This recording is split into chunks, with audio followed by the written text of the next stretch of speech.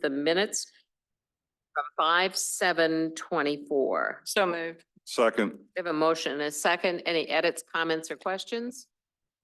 If not, all those in favor signify by saying aye. Aye. Okay, let's move to items for discussion.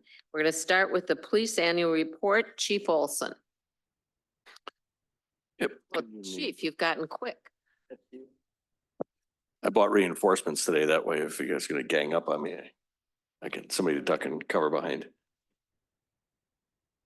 Who is fighting with the mouse with me? We're both fighting to share the screen at the same time. We're not sharing very well here. There's no audio for it, no. Thank you. It's already up.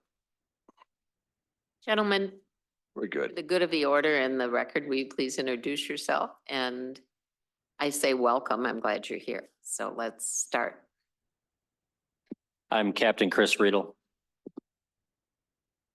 Bob Berg, Lieutenant with the Police Department. Thank you.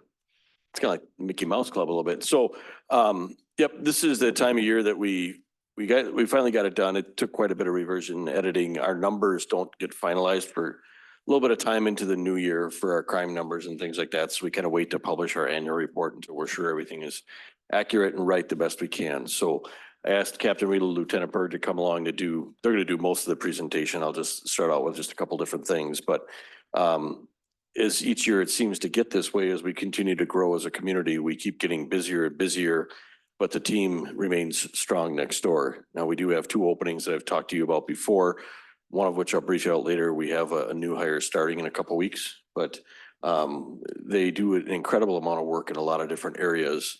And 2023 did not start on a slow pace at all, because our mission still remains the same. I haven't updated our mission statement or anything like that. We still look to build good community relationships and partner with our communities to create safe environments for everybody who lives, works, and visits the village. And I think that's really important as we continue to grow and new business comes, that we still continue to foster those strong relationships. So we haven't updated the mission statement at all. But in early in 2023, if you remember, the president decided they were going to come and visit right after the State of the Union address. Took a great toll on the department, but to me, it showed really just how dedicated a staff we have. As people work their entire off day, people work long nights, short days, just everything to make sure that the day went off without a hitch. So it was quite the event for our department. It's the first time a sitting president ever came to the village, specifically into the DeForest. So for us, it was a little bit of a test, make sure we're organized, our emergency management, everything seemed to flow well that day. So it was a good, busy way to start the year, but nevertheless, a little bit of a drain on resources as well. So, and now I'm going to turn it over to the captain and lieutenant, and let them walk through a lot of last year. Okay, I'll hit on some of our community policing programs, which we continue to make a priority for the police department. This has been a priority for the almost 20 years I've been here. So, some of the things we do is bike safety is a big focus. We hold a bike rodeo every summer that's actually starting up again next June. Am I click? You're gonna click. Good. That works. Thank you. When Chief Olson started here, we added Winter Wonderland as a community event that we do every winter around the Christmas time. We allow kids to come into the police department. We partner with people from the high school, some students, to set up games and things in a bouncy house, and it's really been a good addition to our community outreach programs. CSI in the Park goes back probably 15 years at least. That's every summer. We've actually grown it to where now we offer more than one CSI in the Park date. We have a morning and afternoon. We probably have about a good 50 kids who attend this every year. It's a few hours, which it allows them to kind of do some crime stuff where they investigate a little mock crime and then take fingerprints and things like that.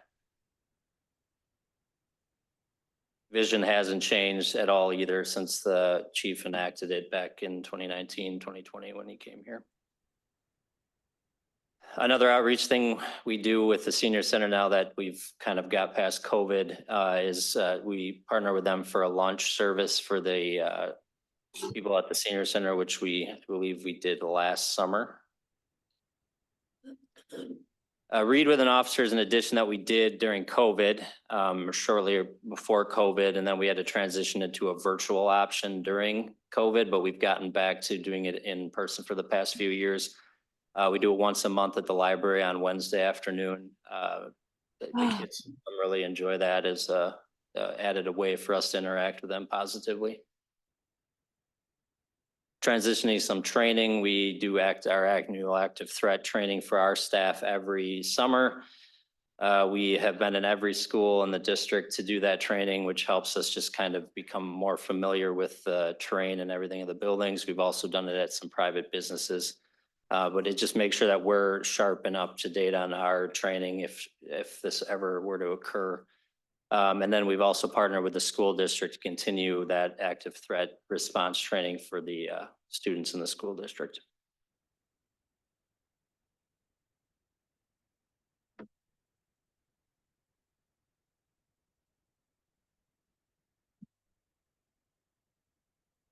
In addition, we started a couple years ago as a youth academy. It's a summer program for a week that lasts about 4 hours. So it's about a total of 20 hours. It's open to mostly middle school and young high school, like freshmen, sophomore high schoolers that are the most to attend this.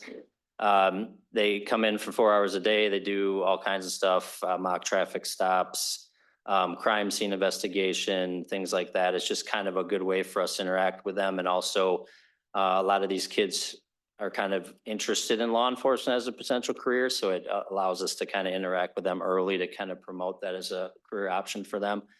Last year, we actually added the Advanced Academy for anyone who graduated from the regular youth academy. They could attend the Advanced Academy since we had such a overwhelming positive feedback from those who attended the youth academy that they wanted more.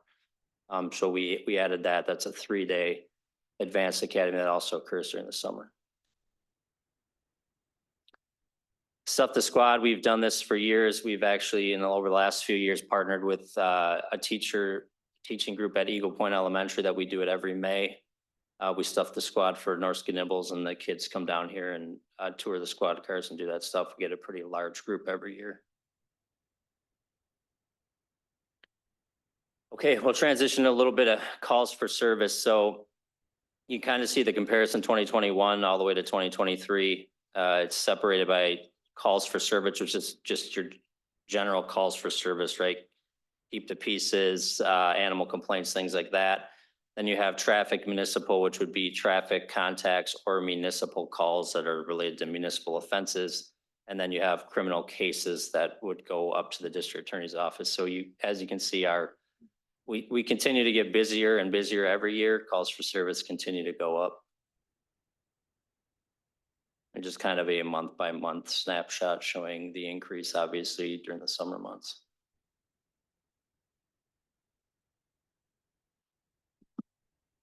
Part of the response for the DeForest Police Department, first off, thank you for having the captain and I here tonight and allowing to address you guys and share this information and the hard work that our staff does over there at the police department.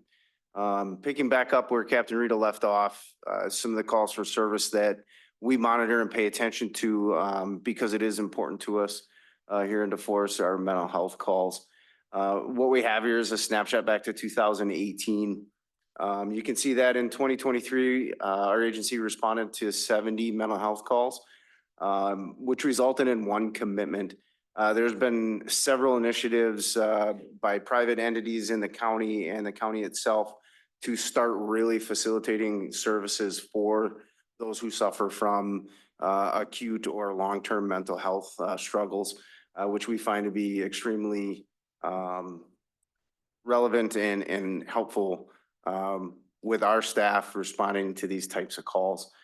Because, however, we do have entry level, who to training, by no means are we claiming to be psychiatrists or psychologists in the ability to help get these people the help they need. But we do have resources and they are starting to present to us the further we go.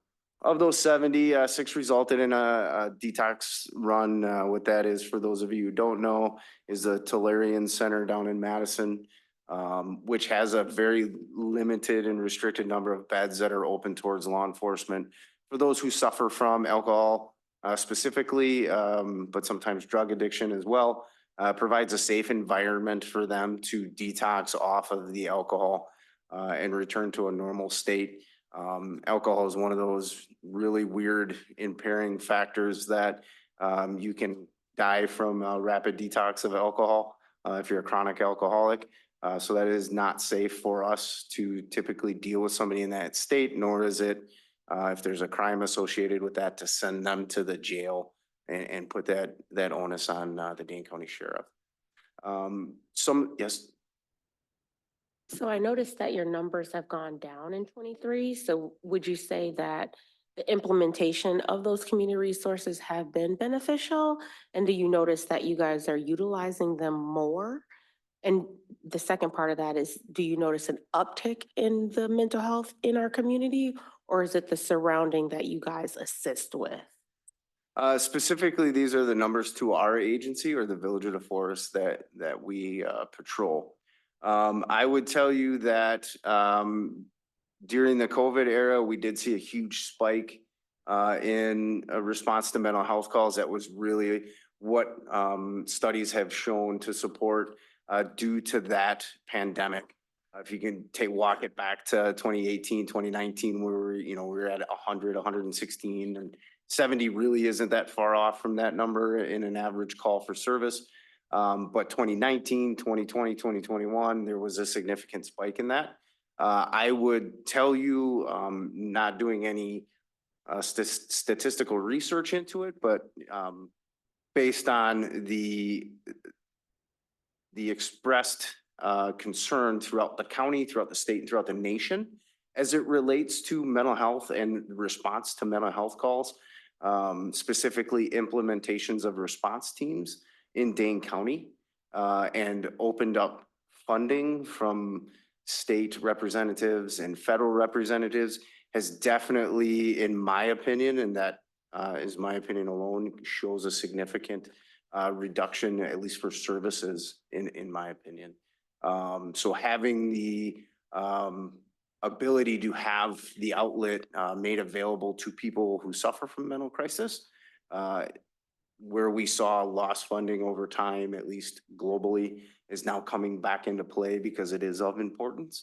I think that is more than likely a direct result in some of these calls for services where they're either getting help on the front end or not having to wait until they're in a specific crisis state where nobody else knows what to do but call law enforcement.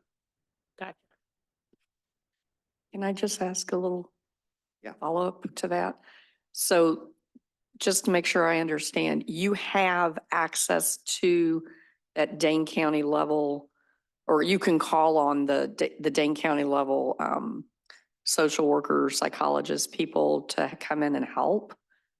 Is that correct? That is correct. So we have a memorandum of understanding with Dane County Journey Mental Health. They are the powers that be within the county that law enforcement uses. In these situations, we work in partnership with them. Some other public facilities that have psychiatric wards built into them, hospitals and so forth. But yes, we do have an MOU with Journey and essentially Crisis, and we do utilize them. Just one final thing. Do you ever find when you need them that they're so stretched that you can't get access to them I don't believe so. in a timely manner? I've never been, that's never been reported to me. Okay. And never to him. It's never really been that type of an issue, specifically with law enforcement. Let's see if we can let them get through their presentation and then we'll follow up with questions. So make notes of what you want to ask. All right, so we dive into some OWI stuff. As we take a look here, roughly about 150 OWI or absolute sobriety arrests in 2023. As you look at these numbers, I can probably assume that some of you are like, wow, that's a huge jump, right? Well, you got to kind of carve out that pandemic time frame when there really wasn't any businesses open and people weren't really going to places. So if you like fold it back to the 18, 17, 16 timeframe, we're not far off from those numbers. However, I also believe that we see a rise in these arrests and these specific offenses due to the initiatives that we do here in DeForest to keep our community safe and keep our roadways safe with enforcement actions. And we'll talk about some of these initiatives further on in the presentation, but just some of the high points here under this slide would include our enforcement initiatives through BOTS grants, the chief implementing Operation Safe Summer, but we'll save that for, we'll table that for a little bit further in the presentation. And you'll see in a slide coming up here, or I can draw your attention to the drug driving where 47% of those arrests, or I should say not percent, I'm sorry, 47 of those arrests of the 150 were that of drug driving. In 2023, we were fortunate enough to implement two, that's TWO, two drug recognition expert officers into our staff. This is a very competitive, very sought, long, lengthy process for these particular officers to get selected to be a DRE. They have to show a absolute expertise in the operating while impaired realm of enforcement. They have to have letters of support from the chief of police. They have to have letters of support from prosecutors, albeit municipal or criminal, in order to even be selected to go to the school. The school is a lengthy school where they are put through some grueling tests to be considered these experts in this field. So with the implementation of both Officer Adam Deppy and Mike Gilson, sorry, we did project and forecast that we would see a number of these drug driving offenses based on that, because we have these experts available to us within the forest and the county. Here we have a snapshot over an overall average of our OWI comparison. Over the last 5 years, you can see it's kind of averaged out quite normal. But I think it's important to note that the OWI injuries have all but gone down, and that I would say is due to the initiative enforcements that we are doing here at the agency and our fatal crashes. We did not have any fatal crashes in 2023 as far as OWI goes. Our overall snapshot or aggregate of UCR, Uniform Crime Reporting, or incident IBR, incident-based reporting, is what you're looking at here in comparison to several municipalities throughout Dane County that are equal to our community size and our police department size.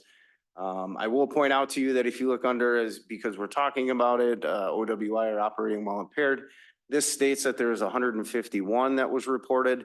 That one comes from what is under an 08 offense. And just the brief explanation of that is if somebody is at a threshold of the number of offenses that they have been convicted of, it restricts their BAC or PAC to that of a 0.02. Also encompasses commercial drivers or commercial motor vehicles in the event they would be subject or at least suspected of driving under the influence. That would be at a 0.02 or less, or 00, or any detectable amount of restricted or controlled substance. So that's where that extra one comes from under the UCR IBR reporting. Our retail thefts, we kind of tower over our counterpart communities. However, you guys are doing great things with development here in the village. We have Fleet Farm. They prosecute retail theft. That is where the bulk of those come from. Quick Trips, I think, what do we have now? Like 18 Quick Trips in town. They also prosecute retail theft. So we do see a number of those, but we have seen these. We have had retail settings in the community for the 16 years that I have been here. So we do see these. That's the cost of doing business with advancement and growth in the community. Turn it back over to the captain for some training initiatives that we're working on.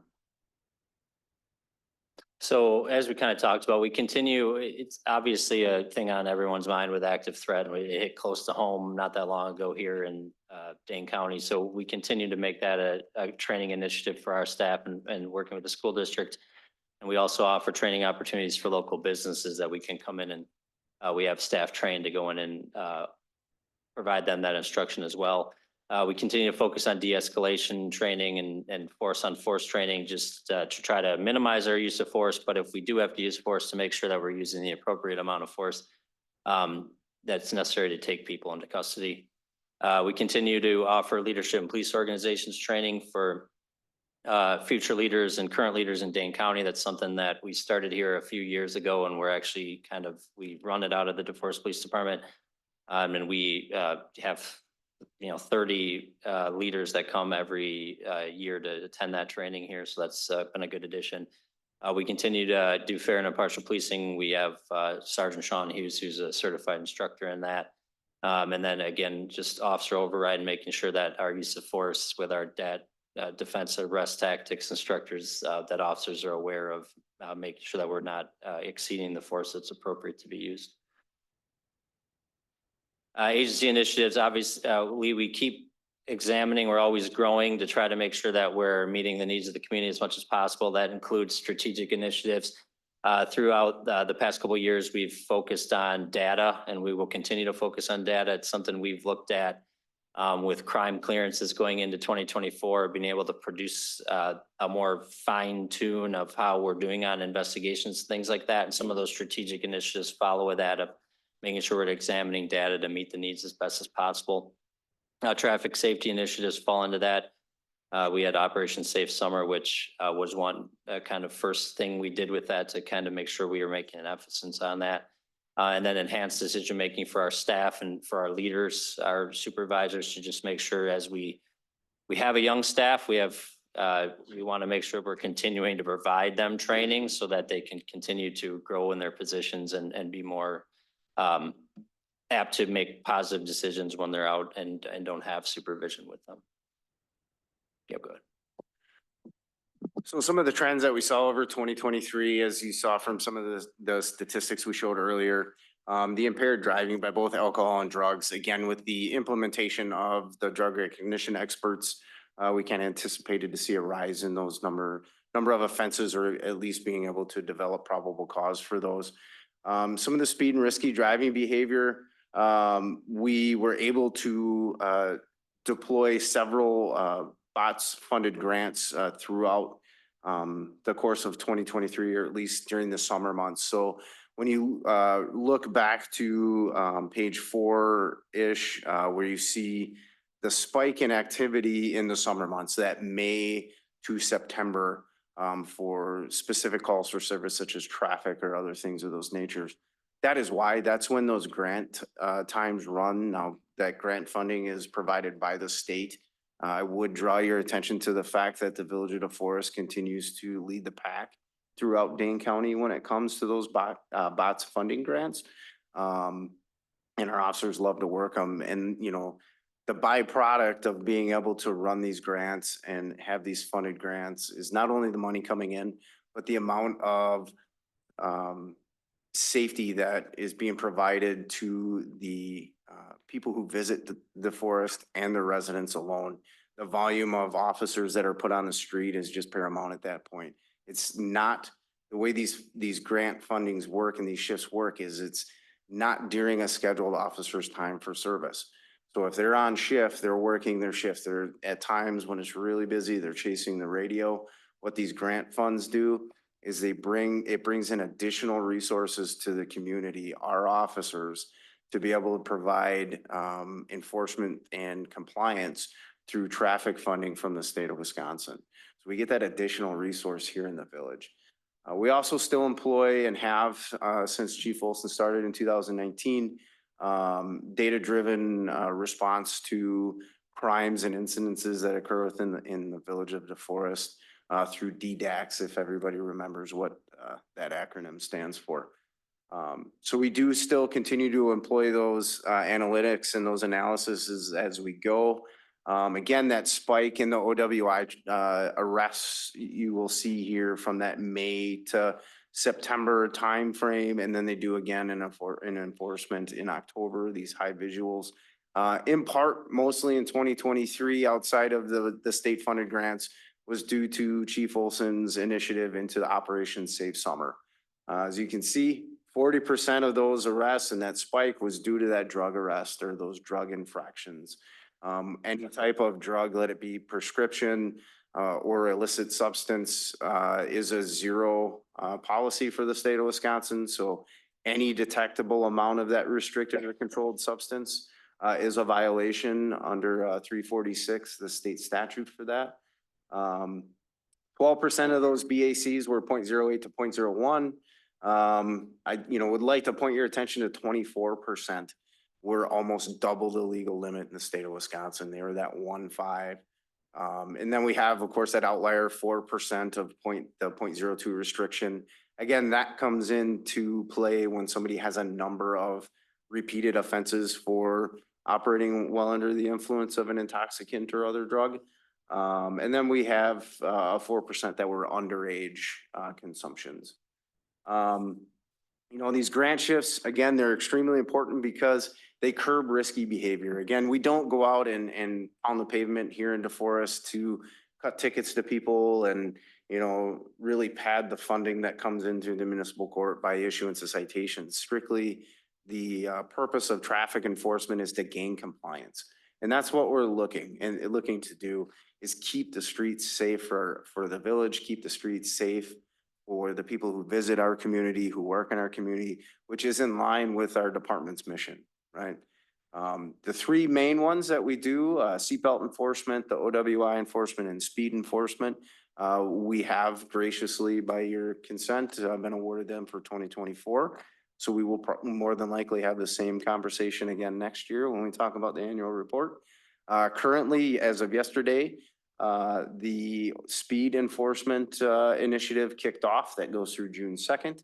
But we have been running the OWI and the speed grant since April. In that time frame, March, April is when that started. We also do directed traffic deployments for speed awareness days, which we participate through Safer Communities and through the state of Wisconsin as a whole. And then our everyday school zone traffic safety. Our officers are deployed in both beginning and ending of the school day to be out there to make sure the kiddos are safe, that they're making it to the bus, that they're making it walking home or making it to mom and dad's vehicle safely, and we don't have people speeding around in those school zones and creating an extremely adverse environment for the kids. Wrong way. Yeah. So we use crime mapping as a part of our toolbox and our tool chest for response to data-driven policing. Our vendor at the current moment has gone away from one particular mapping system and gone back to another. So we're in process on this, but we still have the ability to guide deployments in high incident areas, which studies have shown aid and help reduce in particular crimes being committed, also aid in particular traffic incidences being committed or crashes being committed. It also gives us in supervision the ability to direct resources to those areas and watch over time as we gather that data and those statistics, we watch that stuff reduce. It also helps us in assigning beats or squad areas for officers when we are full staffed and have staff abilities to deploy. We can direct them in areas of the village where we see a high crime or high traffic threshold of things going on. So a recap of 2023, we selected a video here for you. Before we play this one, I just would like to mention a couple other good honorable mentions from 2023. One was a pursuit that turned into a subject who fled on foot. During that, he was armed with a handgun and threw it in a pond down in the south end of the village. What he didn't count on was a couple motivated police officers with chest waders who were able to recover that firearm from the pond, which we just recently found out resulted in federal charges for this individual because they were making straw purchases of firearms. For those of you who don't know what that is, you cannot legally in the United States under federal law purchase a firearm for another person. That's considered a straw purchase. That is a federal crime. The other one was a planned homicide and several other crime cases that occurred in 2 years ago, but filtered through and really depleted resources agency-wide, where we just found out today that subject pled guilty and was sentenced to 30 years in a state mental health facility based on their actions 2 years ago. I think that is an absolute proof of the dedication and the commitment and the tenacity that our officers here in DeForest have, not only in our patrol ranks, but in our investigative ranks as well. That is an absolute example of the partnership within our agency that transcends into every corner from the chief on down to the person that walked in the door last. That was a very taxing investigation to put together, not only for investigations, but for patrol covering down when these things were happening. As a former investigator, I can tell you that the legwork and the time that goes into these investigations to be able to sit at the prosecution table or at the state's table where the defense essentially throws their hands up and says, you know, we're going to take the deal. And to actually have that suspect admit in open court that, yes, we did this, or yes, I did this, that feeling can never be reproduced for those of you who have ever been involved in that. I can't even put words to it. So we did select a video for your viewing pleasure. Without further ado. Clue us into where we are. This is something we're continuously dealing with is pursuits. There's actually one kind of in the area this morning. It's something that relatively commonly occurs in Dane County for a variety of reasons. So this is Highway 19. To the right is Williamsburg, going into Williamsburg Way, where the new hockey rink and things are going in over there, and you'll kind of see where this goes. So.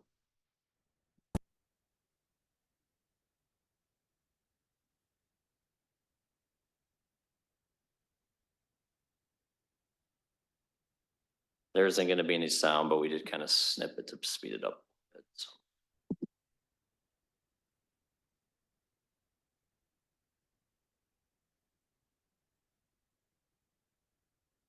So when the officer approached and was up by after talking to him and a little bit, he decided he was going to just take off, so.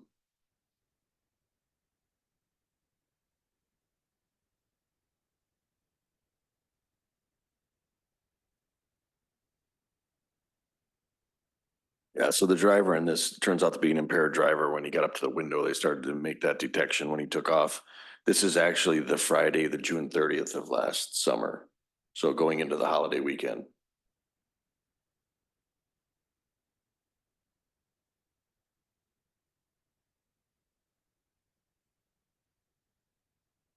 For orientation purposes, that's the park apartments on the right there to the north. We're hitting Highway 51 here. We didn't stop. Heading south towards the interstate. The operator of the vehicle failed to yield to the stop sign, as you guys saw there, had a little bit of a near miss with another pedestrian, or I'm sorry, a motorist on the roadway.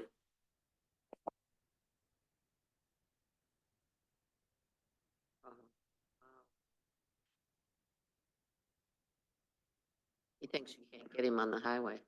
Right. So the operator, the suspect in this case, chose to go north on I-39, 90, 94. So, I think everybody knows where we're at now. Describe this better. Oh, it's a good shot of the nets.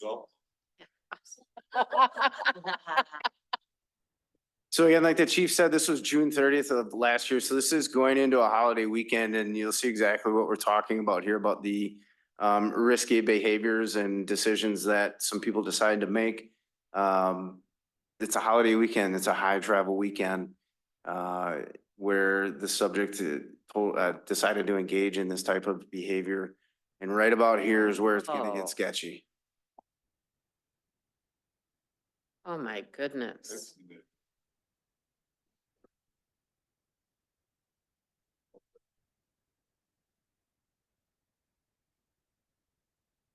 You ever catch them?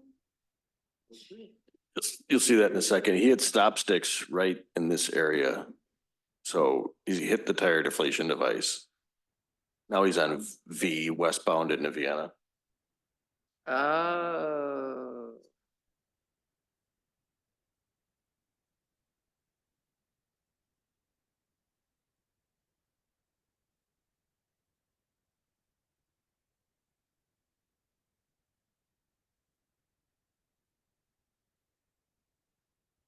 In what universe do they think they can get away with this?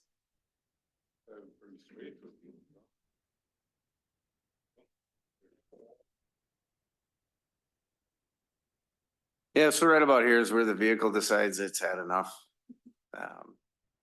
But this is just a very, very brief snapshot into, you know, what our staff encounters throughout their time on shift and throughout 2023. Wow. So with this, There we go. so if we look, can you go back to that staffing slide for me? We're gonna skip it. Time. That's fine. We can skip it. I think we covered it. All right. Thank you very much for your time and allowing us to showcase our agency for you guys. So I'll turn it over for questions. Well, thank you. We'll take questions now. I just want to say we're lucky to have this team we do at the police department. You guys do an excellent job. So we appreciate you. All right. I don't know who was first. We'll start over here with Rebecca and then we'll go to Bill. Just one basic question of the OWIs and drugged and impaired driving. How many, what kind of percentage would you say are the usual suspects, so to speak, like repeat offenders that you've run into frequently?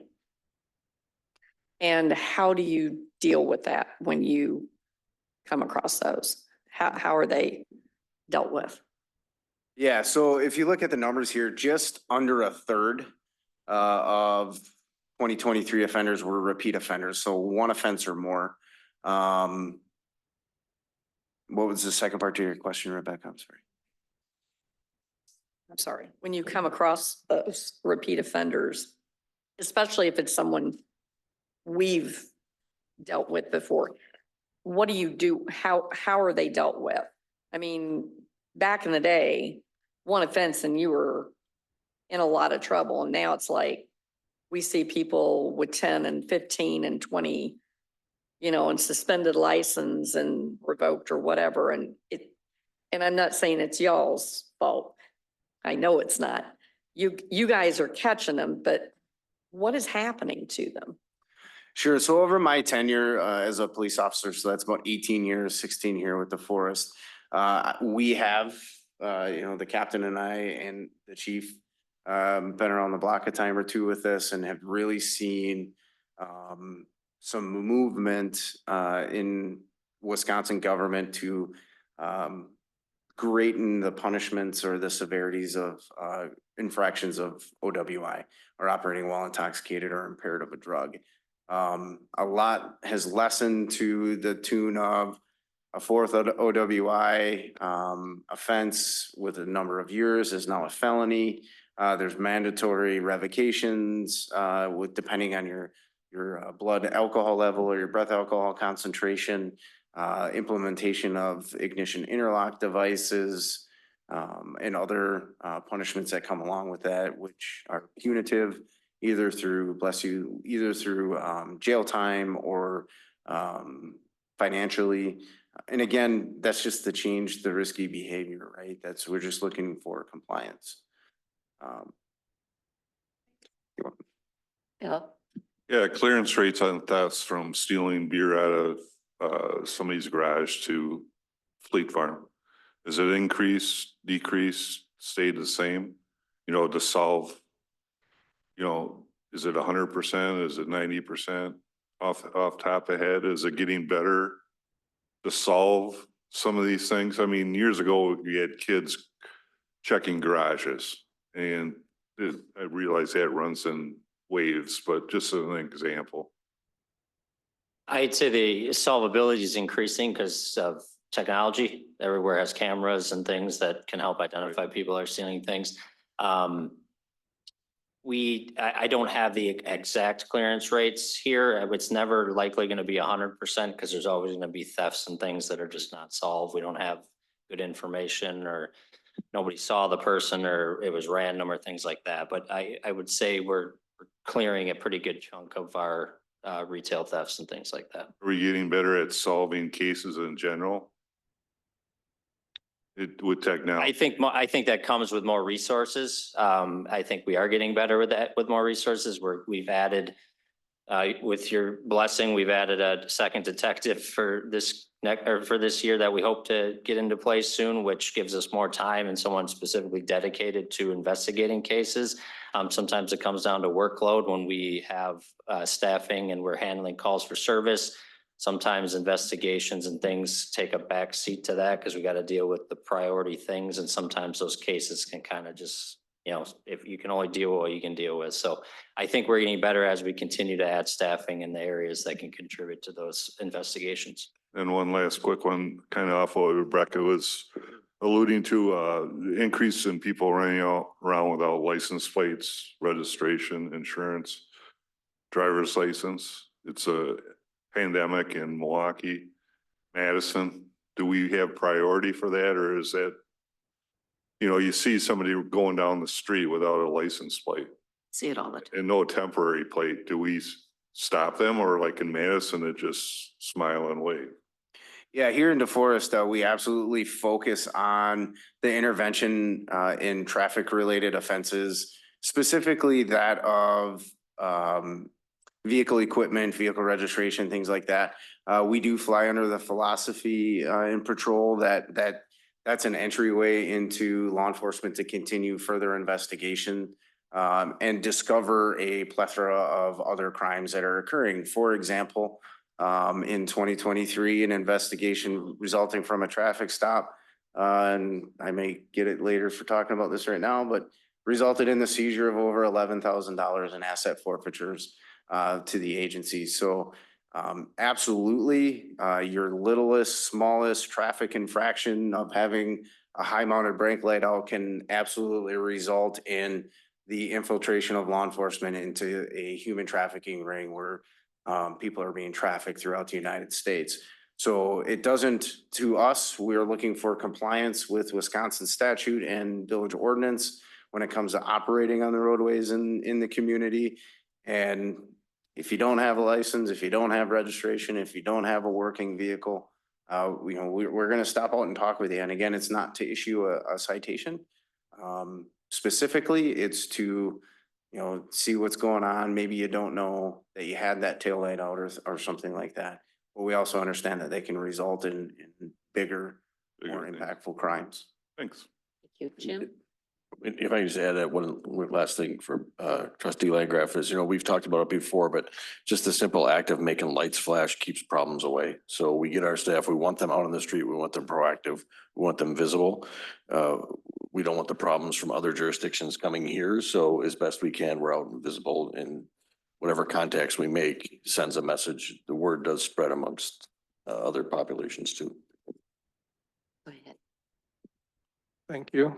I guess my question, and again, thank you for all you do, but my question is about what you were commenting on, like data-driven responses. And I guess this is my take on that, and then you tell me the precautions. So I can see when you're looking at it, say, before you get into the data-driven part, you can see where the locations are that are maybe inflated with crimes. So then it sounds like then you do more deployments, just more or less more eyes or more time in those locations. And it seems like if you're doing that, you would just for the sake of having more hours there, you're going to see more crimes than if you were in a different location. So you know what I mean? I just feel like it could keep cycling and keep spiking in a location just because you happen to have more officers there. And I wonder if there's any precautions built into that program that takes that into account. Yeah, absolutely. When it comes to using the function of DDAX or data-driven policing strategies, don't let us mislead you to think that, okay, if we, I'm gonna pick the low-hanging fruit in this example. Copious amounts of retail thefts occurring at Fleet Farm. We're just gonna sink officers down into that corridor for the entirety of their shifts. There's a lot more that goes into it, into gathering that that data and those statistics where, we can say, all right, the majority of these retail thefts are occurring from 3:45 PM to 4:30 PM. So what we can do is shift patrol tactics to that area. And by shift patrol tactics, that could be as simple as placing one police officer down in that area, not specifically focusing on retail thefts, but conducting traffic enforcement in that corridor. And just to emphasize what Chief Olson said for Trustee Landgraf, the lights flash and keep them away, right? So if they're down on 19 and they're running traffic and, they're talking to a citizen who has a tail light out and they didn't know that, in essence and in theory, that is going to deter that subject who is coming from a different community that just got off the off ramp from the interstate on a 19 to specifically target Fleet Farm and steal high value dollar items. So that's kind of the essence behind data-driven deployments. You can apply that to traffic accidents. You can apply that to other significant criminal acts that occur. There's a lot of filters that go into that we do to deploy those resources into that area. And again, it's not fixed, right? I mean, it could be, okay. We're purely scratching the surface in this conversation when we start talking about the data-driven analysis behind it. So there's two pieces, Trustee Simpson, we talked about with Operation Safe Summer. We showed you the maps. We pull them right off a DOT site. And we look at the heat maps for like traffic crashes, for example, and we saw a reduction in significant injury accident based on deployments. The other thing is step 2, you'll see in the 2024 annual report when we get there, is we're going to work with our staff to have one of our administrative assistants basically start working on crime analytics a little bit more. Because sometimes you're 100% right. We do, by traffic enforcement, create crime, if you will, but that's all part of the analysis piece that we have to take a deeper dive into, because you're solving the problem, you're generating a dot on the map. So it's something we're always conscious of. Okay, thank you. And I appreciate it. We could go on with this because I know it's of high interest to the board. And I think it's also helpful for us when we get to your budgets and things to know what you're doing. So we thank you. We're moving on because we have another rather major item that Bill has for us. It's the annual review of our strategic plan objectives. So I'd like us to move to that. And Bill, I know we might not get through the whole thing, so we can either steal time from the next meeting or I can try to cover it in 10 minutes. okay. All right. I turn it to you then. All right, so it's been approximately a year since the village board adopted the 2023-2028 strategic plan. And just quickly to walk through how the plan is set up. First we established a couple of vision statements.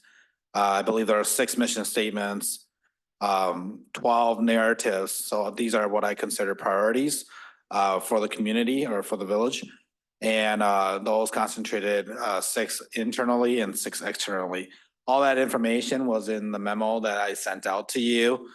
And so the desired outcomes and action steps, we'll spend a little bit of time on that in the report card that you have in front of you in summary. But it's all intended to really complement each other. And then we'll have opportunity at the next meeting, the next COW meeting, to discuss village board action steps and have a reaction to the document you just received today. So again, the vision statements for the village, DeForest is the GOAT, or the greatest of all time, of Dane County. Marveled for natural resources, well-balanced growth, a community that everyone wants to be like. The second vision statement is a community that has the best mix of small town feel, vibrant programs, activities, amenities, and meticulous stewarded parks and natural spaces. Now for the 6 statements, I won't go through all of them, but I've highlighted some key words in here that the action steps and the narratives address. So those are things like creating a small town feel through social connectedness, addressing social tourism attractions and cool and creative events, looking at development of a variety of different housing products, safe and family friendly, having high quality utilities and public service, and easy access to transportation corridors. Providing developers and businesses with land and attraction tools, having a highly responsive staff, and a streamlined development process. And then lastly, but not least, talking and creating an exceptional trail system and stewardship of our natural resources that we have here. Again, 6 internal narratives, 6 external narratives. I won't go through that. You do have that as part of the presentation, as part of the memo, and then also as part of the documents that you have in front of you. I do want to cover how to read the documents that you have. So this first one, the first packet, which looks like this on the board, breaks down by the objectives and then the action steps. And these are only the ones for 2023 and 2024. All in total, I believe we have about 126 of them. So I had to split this in a way that we can digest it. The green section means that it's near completion or has been completed either in 2023 or so far this year in 2024. The yellow indicates that it's in process, so started in 23 or 24 and ongoing. And then red means that we haven't started that action item yet. I've also provided a second document. This gets more into the details in regards to the action steps. So the way to read this, again, the narrative and priority is the bolded section. The regular type is the desired outcome that's highlighted in the plan itself. And then the italics type is an actual example of what a program of the program that's been implemented or addressed within department level. Highlights 21st century government university program. Those are also covered in the report. And then the next step here, the June 4th committee of the whole meeting, will be addressing the village board objectives. Those are the items that are highlighted in yellow in this document here. And so please, for your homework, take a look at that and think about any programs, action steps that we may want to address moving forward in 2024. And it'll be a collaborative effort moving forward here. I'll also reserve some time at the June 24th meeting to answer any questions you may have about the actual report. And I know that I did this really quick, so I'd be happy to take any questions. Or if you want to shoot any questions to me or give me a call to talk about anything strategic planning, I'd be happy to do that. Thank you. Questions? Kashidra? So you said on this page, the highlighted page is for 6-4 POW meeting, but then you said questions for 6-24, or you meant 6-4? 6-4. Okay. Okay. Other questions? All right. Thank you. You notice yours is very important, but you don't get as many questions. I've got to stop. Police department, yeah, right. You don't bring dogs, you don't bring high-speed chases, you know.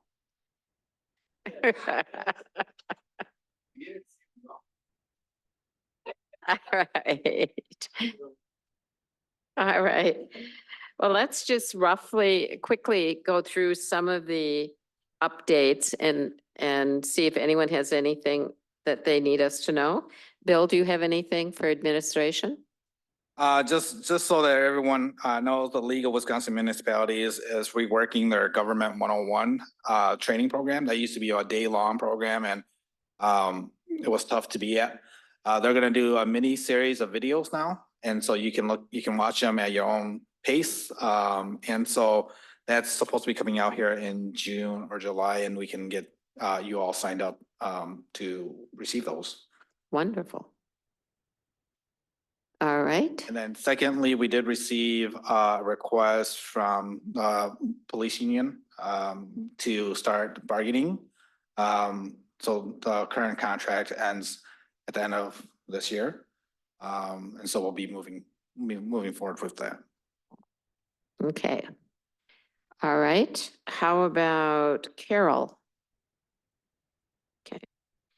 Police Department, Chief Olson. Yep, real quick, June 10th at the Senior Center will be our award ceremony from the last year. I'll get all of you a meeting invite as well, and if you're gonna attend, just please let Callie know so she can form notice that. And then we do have one of the vacancies, we have a accepted offer from a young man named Malachi Bueller. His family has ties to the community, so he will start officially with us June 3rd. Okay. All right. How about Judd? We did the polymer overlay on Innovation Drive Bridge last week, so that was done, sealed up nice. Basically, we put layers of polymer down, rock, let it cure, do it again, all in the same day, back open, which is nice. Hickory Lane should be being paved tomorrow, knock on wood, weather cooperates. That's the basically from V to just past the Cake Parkway. That's where we put the sewer in for the west side of DeForest there. And then they were able to get under Highway V, and they'll be working up towards the Bucky side on that part there. So those are kind of the updates we have thus far. Good. Thank you. Alex? We finished up the series of housing focus groups over the last week and a half or so. I think at the last meeting, I extended the invite to any of you if you'd like to be a part of the interpretation and analysis of that. I'll just kick out an email to y'all just as a reminder that the process-wise, what we're going to do is our staff's going to look at them internally and then have sort of a review meeting, if you will. And I think that would probably be a little bit easier time commitment wise if anybody is interested to attend that and be a part of that. So I'll send out an email after this. Thank you. All right, Callie. All right, Reese. Last Friday, we had our first Friday Flicks. We had about, I would say, 300 to 400 people that attended. It was great attendance, amazing weather. Then on Saturday, they did a cleanup at Western Green Park. I'm kind of covering Judd asked me have me add this, but they were able to clean out a lot of stuff. I think they had more people than originally anticipated, so I think that was great. We have the getting prepared for the Dragon Arts Fair on June 1st. We have our first Friday Eve. Next Thursday will be dueling pianos. We've had 3 tournaments at the AC so far. This last weekend was 35 teams. And the farmer's market starts June 4th. So as long as we don't have the weather we've been having on Tuesdays, we'll have a farmer's market here in a couple weeks. All right, thank you. All right, well, we don't have a closed session. And so we have not 6, 7, or 8 to deal with. So if there's no other business to come before this body, I'd entertain a motion to adjourn. Motion to adjourn. I have a motion. Do we have a second? Second. Motion and a second. All those in favor signify by saying aye. Aye. Opposed? Motion carries. We're adjourned at 6 o'clock on the dot. So I'm gonna say take 5 and then we'll start our meeting and we'll really start at 6:05.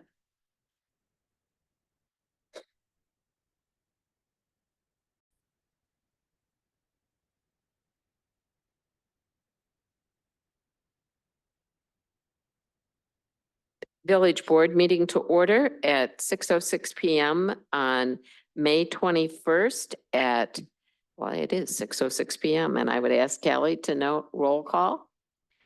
And I would ask Bill to lead us in the recitation of the pledge.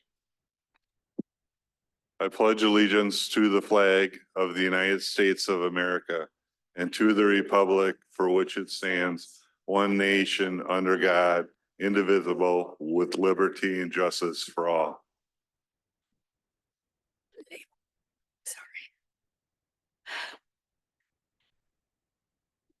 It's got it. All right, announcements.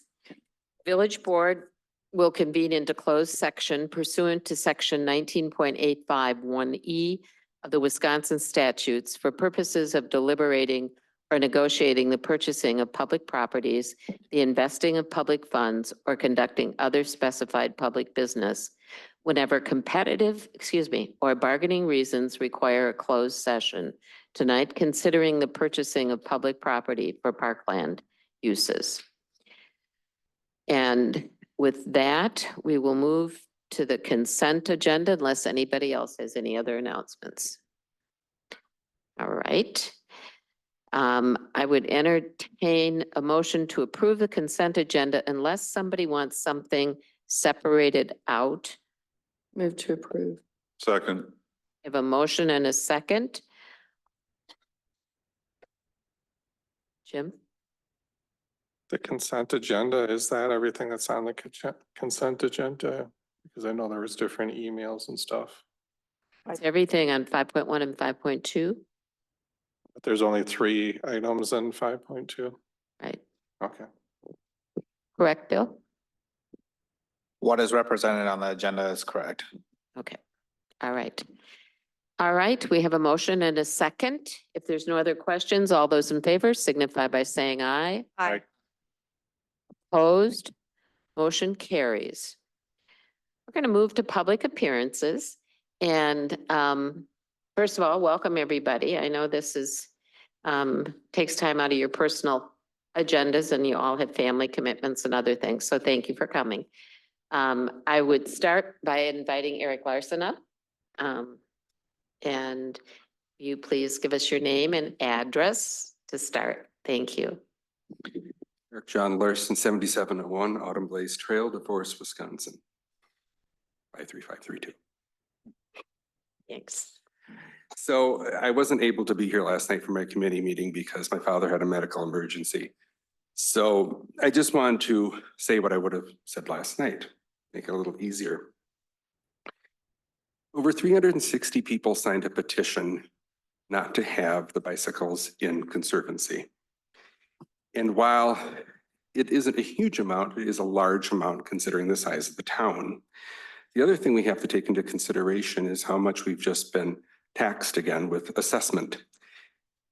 There is a lot of purchasing power in that area, and a lot of people don't want the bicycles there. They've made it abundantly clear.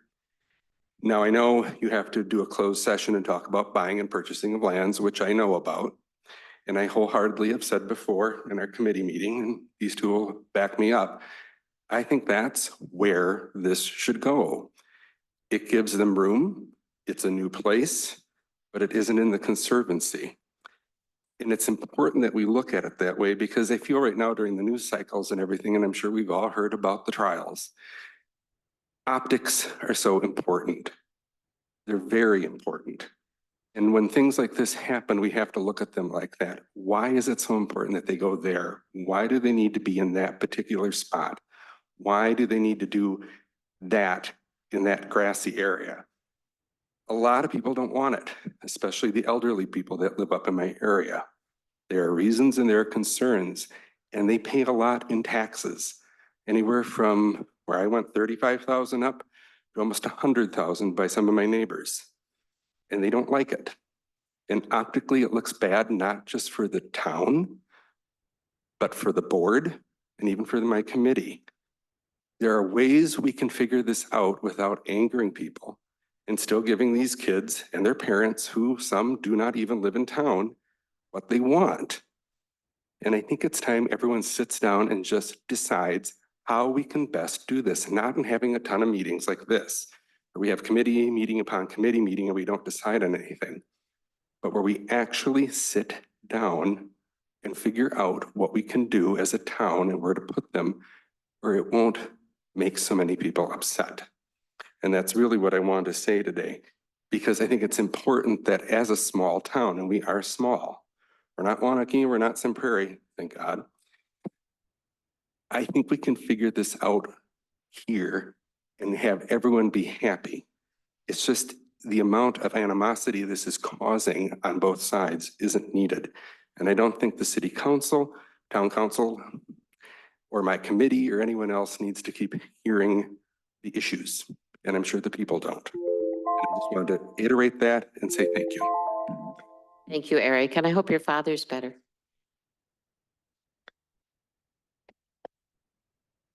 All right, Sue Allen.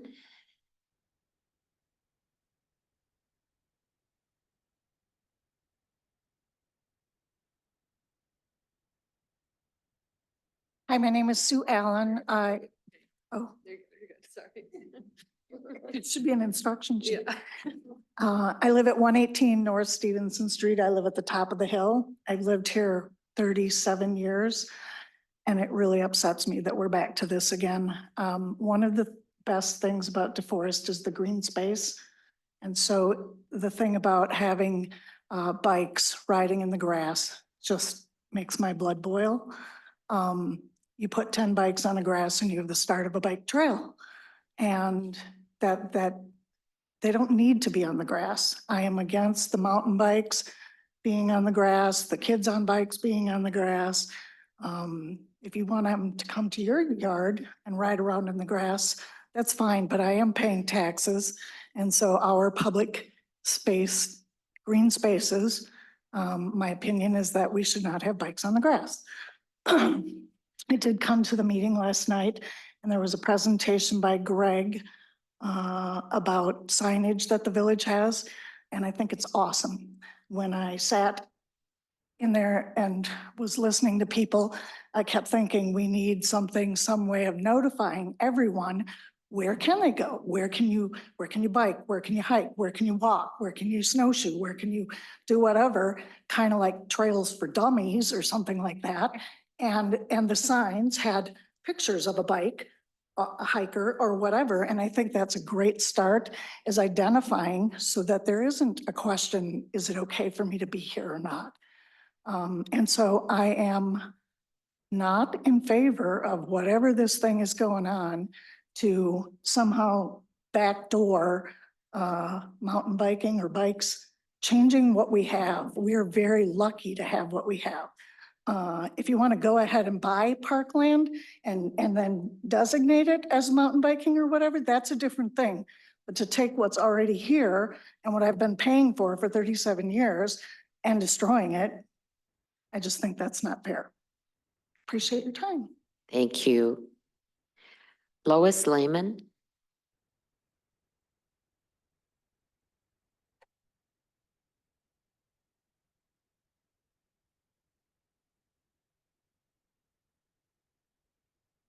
Hello, I'm Lois Lehman. I live at 212 Harvard Drive.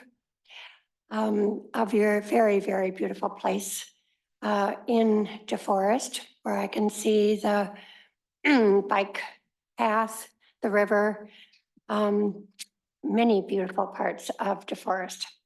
And I'm here because I heard And I don't think very many people have heard about a coyote bite. And I found out it was in Windsor. I'm an advocate for the fair treatment of coyotes. I write resolutions to give them a closed season, which they do not have now. They're hunted year-round, 24/7, night and day.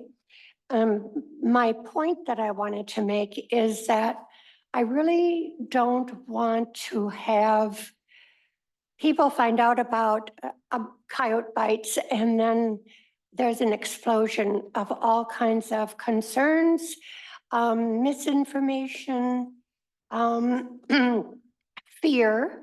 And so my purpose for coming is to ask that somehow the board or judge committee can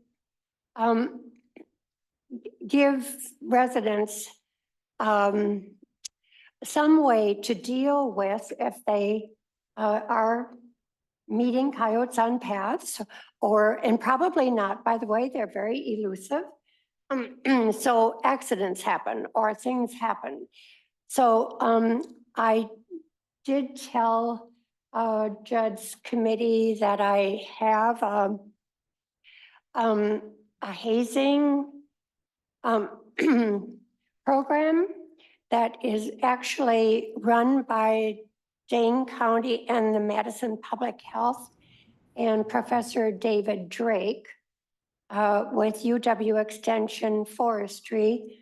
And so I was invited to share that hazing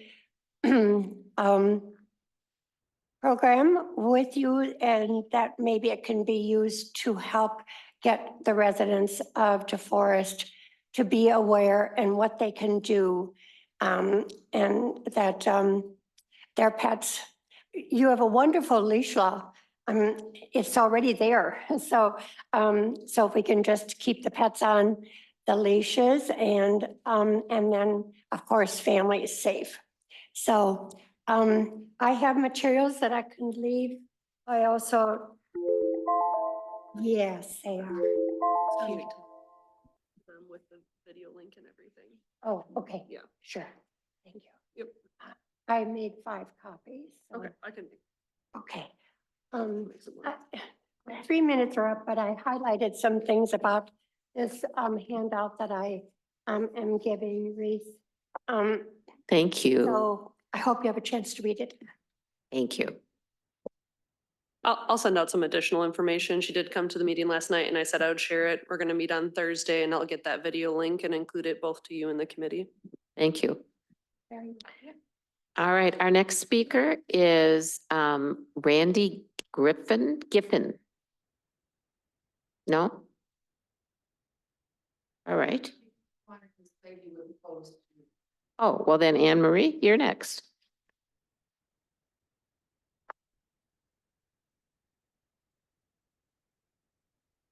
Oh, it says, no, I do not want to speak. Sorry.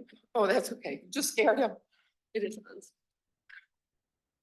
Hi, Anne Marie Priest, 4599 Sunburst Drive.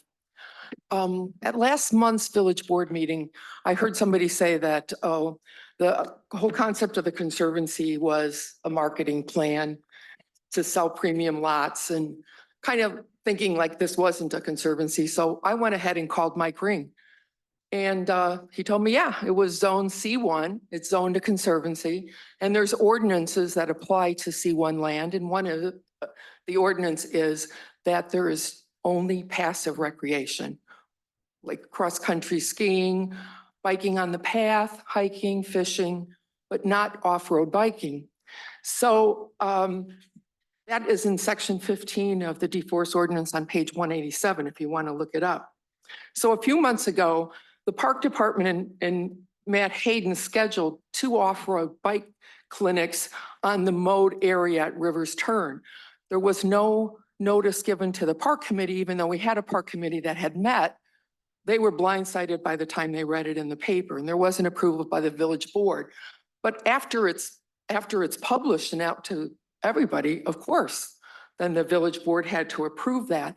And that was kind of like the nose of the camel under the tent, because less than 36 hours ago, the agenda was published that they wanted to change that ordinance that only allows passive recreation on property zone C1 to allow off-road biking on all mode areas. So this was like, okay, after the fact, we approved 2 clinics, but now they want all the bikes all the time to be able to off-road bike on the mode area. There is not a single parkland anywhere on facing the Yahara River that allows any biking off the pavement. We know what's going to happen to grass when it gets biked. It's going to be a rut. It's going to end up looking like the trespass land over by Sunnymead Park. So that, I mean, there's a problem right there. You don't change ordinances without a good reason. And I can't see any good reason except that the park department and the bikers want to bike off-road. This would be another nose, a further nose under the tent, because as Judd said last night, we mow here, we mow there, we mow at this place. There's all these just unattached areas of places where we mow. Nobody polices this area. The kids are still off-road biking on the 12-degree line sign, even though it's got no trespassing signs. We're told when we see them to call the police, but I mean, that doesn't really happen. That doesn't help because they just don't follow the rules. And tell me what reason we could have, you don't change an ordinance in 36 hours against the wishes of 360 village stakeholders that don't want off-road biking, because if they can off-road bike here, pretty much. Thank you, Anne Marie. Your time Okay. has expired. Great. Nobody likes stuff done on the sneak and doing an end run around something that people have been working on for 3 years. Thank you, Anne. Abe Dignan?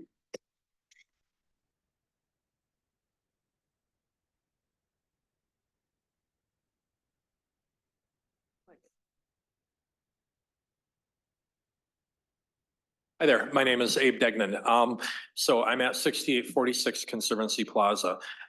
As you can see, if you observe the addresses of the people that are here tonight, this is not just a NIMBY issue. This is not about someone's backyard. This is about a conservancy that belongs to a neighborhood and belongs to the entire village.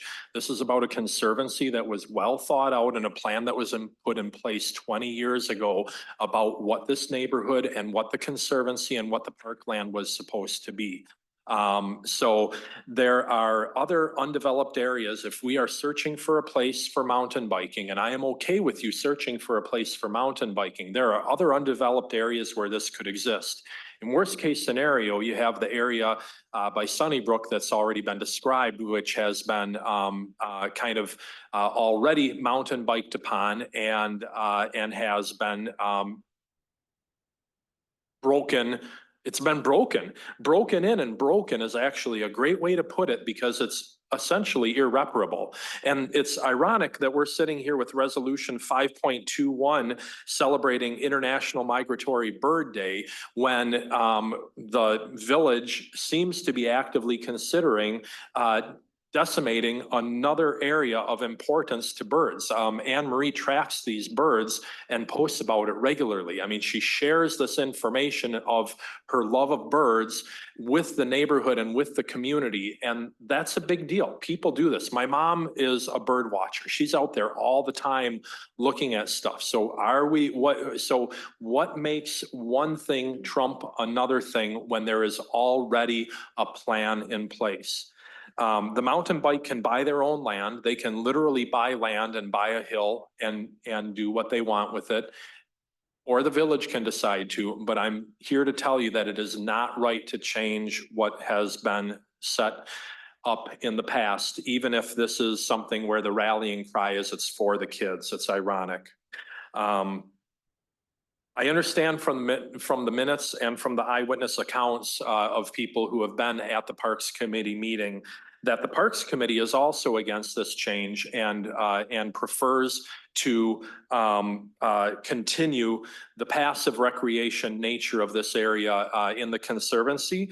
And the way that I understand things, it sounds like this is being driven by the staff. And I just want to remind the village board that it is so important that you are setting the policies to which the village staff works. And the village staff can advocate for stuff, but they have to work within the policies that this board sets. And so I think that about concludes everything. Thank you. Thank you, Abe. All right, I think that's the end of our appearances. I appreciate people taking time to come and share with us, and we will move along. Item 7 will not happen tonight because Morgan Sally was unable to be here due to weather issues. So we will go to new business. And this is discussion and possible direction to consider a solar feasibility study for the Village of DeForest facilities.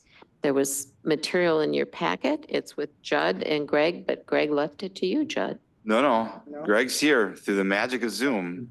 Ah. Here from Arizona. Ah. I'm here. So I'll start it off. So Judd Where and I. is he?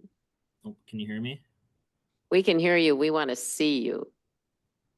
I'm trying. See I don't me? know. Let's see him. I got my video on. There. Here we go. It was us, not you. Oh, good. All right. So, Judd and I have been discussing possibility of using solar on village properties. So we wanted to come to the village board and get direction to see if you guys would be interested in investigating the feasibility of having solar on our buildings.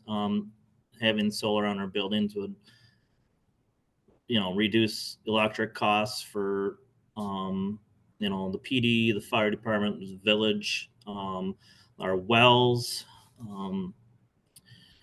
the steps that we would take. We would go out for probably an RFP to get a consultant. It would take, to do this study about 3 to 4 weeks from the consultants that we've talked to already. Buildings that we would look at is library, village hall, PD, fire, our Shanku and public works buildings, and our wells. I did provide, we did get an estimate for well 4, a proposal here.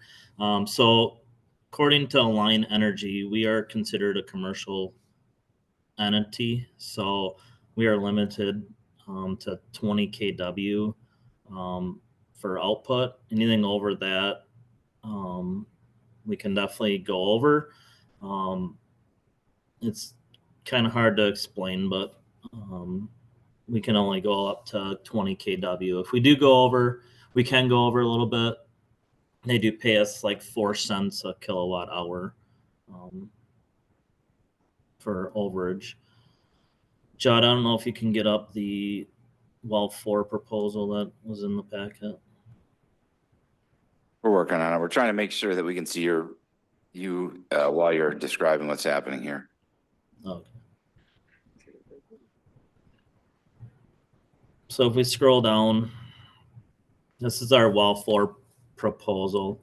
The cost to put the system in would be about $39,000, and it'd be a ground structure. The estimated net savings over the lifetime of this system would be, $53,000. Let's see.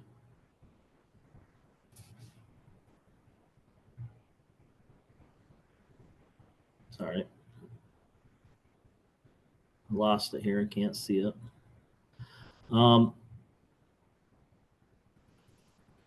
Okay, guys, find a place Sorry. and stop. So our consumption, offsetting consumption would be 21% on this well 4. This is off the Liberty Land Park.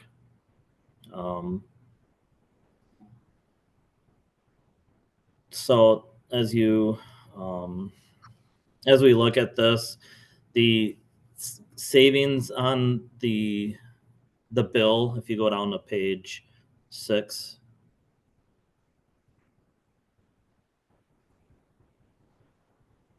you can kind of see the savings. The old bill, you're saving, a little over, $160 in January, February. Once you get to, summer months when the well's running higher, electric bill's higher, you have a savings closer to $500 a month.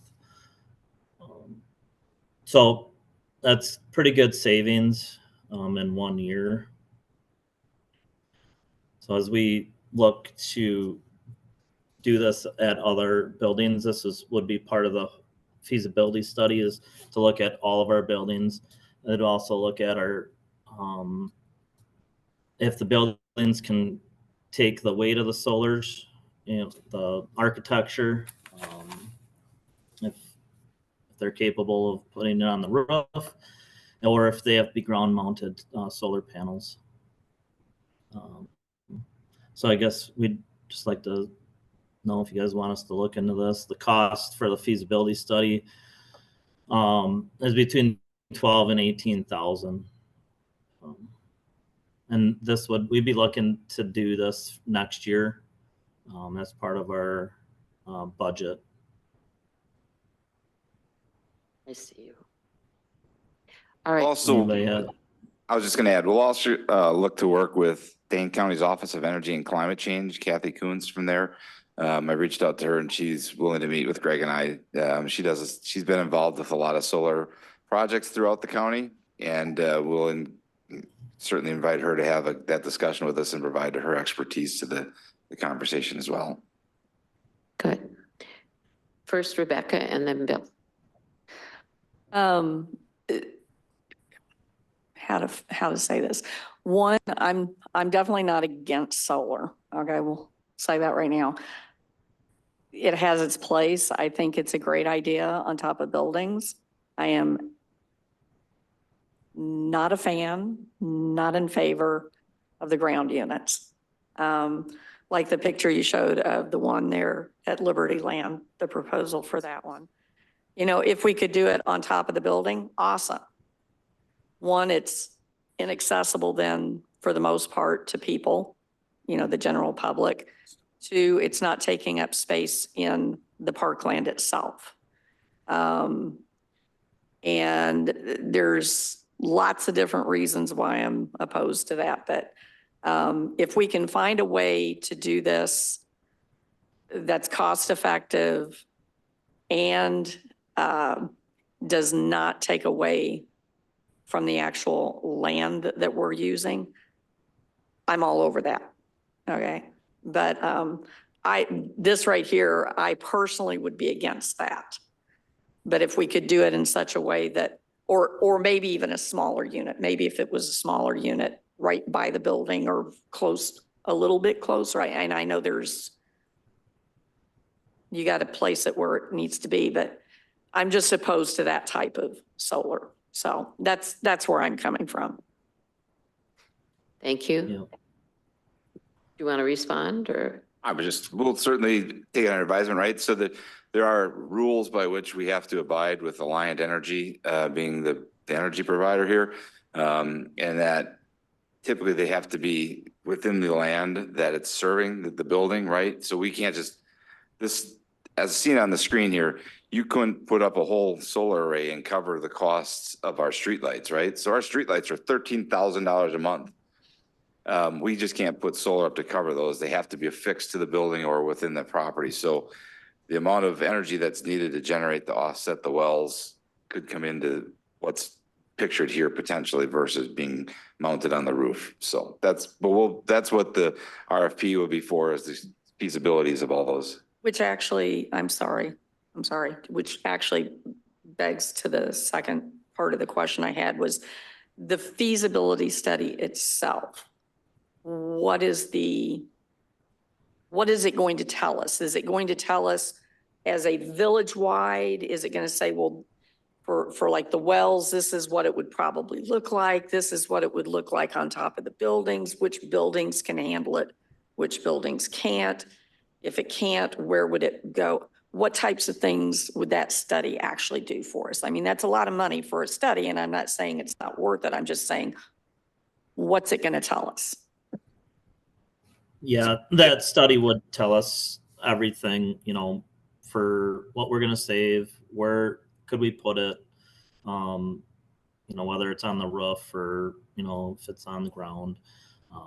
It'll tell us everything. And they'll look into grants to how we can offset the costs as well. So it should give us a really good overall view of what can we save, where can it go, and what grants can we apply for. Okay. Yeah. Bill. Yeah, can you invert the power to run the well? Step it up, don't our motors run 480? You know, normally the inverters step it down to 115, 240, don't they?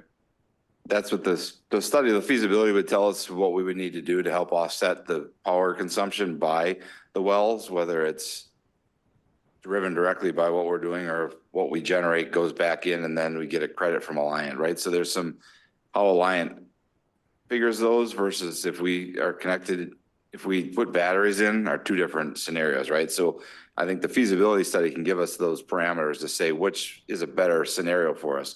To have inverters and batteries that power the well, or do we put that into the grid and then get reimbursed back because of what we're delivering to the grid? It offsets the energy consumption generated by the well. And then that, in that kind of the proposal, it says 18 cents a kilowatt. Is that what we're paying commercially? You know, in their comparison? I don't, because my it varies. Our kilowatt per hour rates vary depending upon the time of day, and it's kind of all over the map. I don't have a average. Because that's what in this presentation from Dan, they're using that 18 cents a kilowatt, 9 at night. And my neighbor put in a charging system for his Tesla, and he pays a lower rate at night. Of course, it's half as much to charge his Tesla up. But looking at those figures, they're basing that on 18 cents a kilowatt, which is 5 cents more than what I'm paying. I just wondered where they get these numbers, you know, because when they throw these numbers out there, you know, like say Everbright comes to my door and throws out these numbers, where do these numbers come from? And then they say you're going to save this much. I'm not so much against solar, but you know, if you spend $18,000 on a study, what are we going to get out of this study? And it's half the price of the system. I mean, I don't have any problem with it being near well number 4. I'm following a YouTube, a guy out in New Hampshire that has a similar system, runs his whole homestead off of it. Works great. And he's got the inverters. So I have a good understanding of it, but is it really needed to spend $18,000? So we would provide this, with this RFP, we could give them access to our bills, right? So they would know what our hourly watt rate is, right? Depending upon the time of the day that we're pumping and when those are happening, we'll have them give us an apples to apples comparison. So it's not just the pie in the sky 18 cents a kilowatt hour that is their rack rate that nobody pays, right? We want it to be so we can know exactly what we pay today and what we might be offsetting for that by making that switch. So this Dan thing is kind of a pie in the sky, kind of unknown. No, I gave them 12 months of electric invoices from Alliant Energy. So those numbers are correct. I'd have to ask them exactly what the 18 cents kilowatt hour means, if those are what we're saving or if that's what we're getting charged for. I'd have to ask them. Oh, okay. Thanks. All right, Jim. Oh, go ahead. do you want to go next? Or? I'll go ahead, I'll follow. Okay. I guess my comment was, I was just looking at the following locations and there's a list of A through I. I personally, I think to save some on the cost of the study and just a preference of mine, I would rather not put any solar panels on the library or village hall at this time. I would even debate on the police and fire department and the public works on the forestry just because of the limited and property. I would potentially lean towards putting them on the roof of the police or the public works building. But if we wanted to save money on the study, I would limit the study to E through I. Okay. Okay. I hear that. I would recommend if we're going to study it, we study them all, but that we get a real heavy review by the fire department because it may change the dynamics of firefighting at the library and other places, according to the reports we're getting at the fire board. Bill Chang. No, you guys covered what I was going to say. Basically, we needed, if this is a policy decision and gets started down this course of action, we need to start somewhere. And until we get a more definitive answer on cost, scope, et cetera, right now we're all just guessing. And so I think the question tonight is there a policy decision here to move forward with the study of solar panels on community facilities in order to help reduce the village's footprint and expenditures? Thank you. Other questions? So what am I hearing? We are supportive of the study. Are we giving that a thumbs up? We have, people are tentative about it. I'm tentative because, well, kind of based on what I was saying before, but I'm wondering if maybe we could revisit this next year. Let's see how things are going financially. I mean, there's a lot going on. And I think maybe we could revisit this next year. It's just a thought. Bill. So I don't know, Judd, correct me if I'm wrong, but I don't know if we're asking you for us to move forward on a contract at this point. We're asking for the ability to look into this, whether it's by RFP or some other method. But we got to start somewhere if this is the policy decision that you would like. If not, we're not going to waste our time. And the reason why we bring it up here is not only do we have to RFP and get it ready for the budget discussions coming up, but there are also grant opportunities out there that we could take a look at.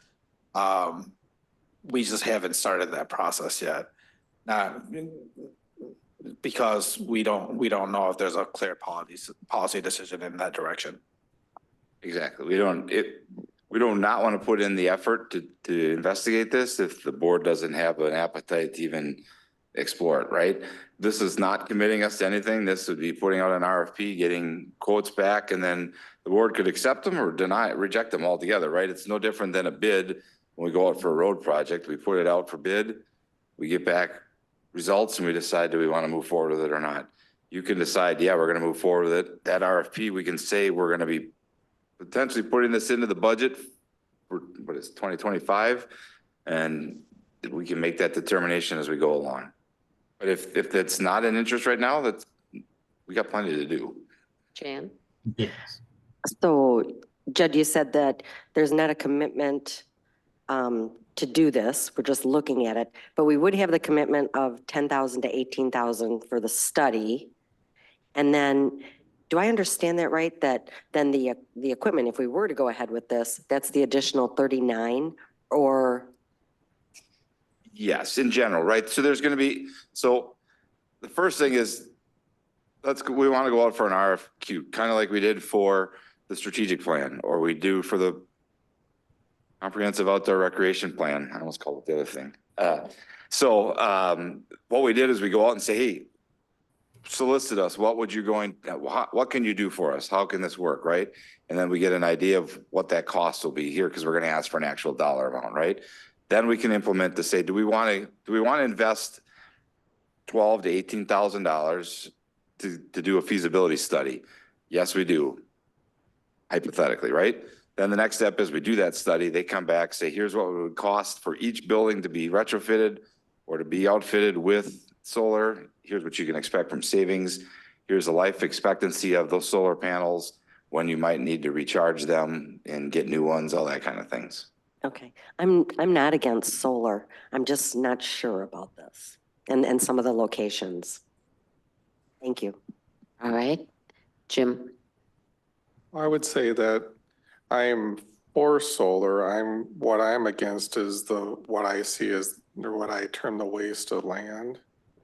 So I want to see, like, say, good use of the land, which would be the solar panels up on the roof, or say on locations, like I suspect some of the well locations that we have access lands around the well that could be ground mounted.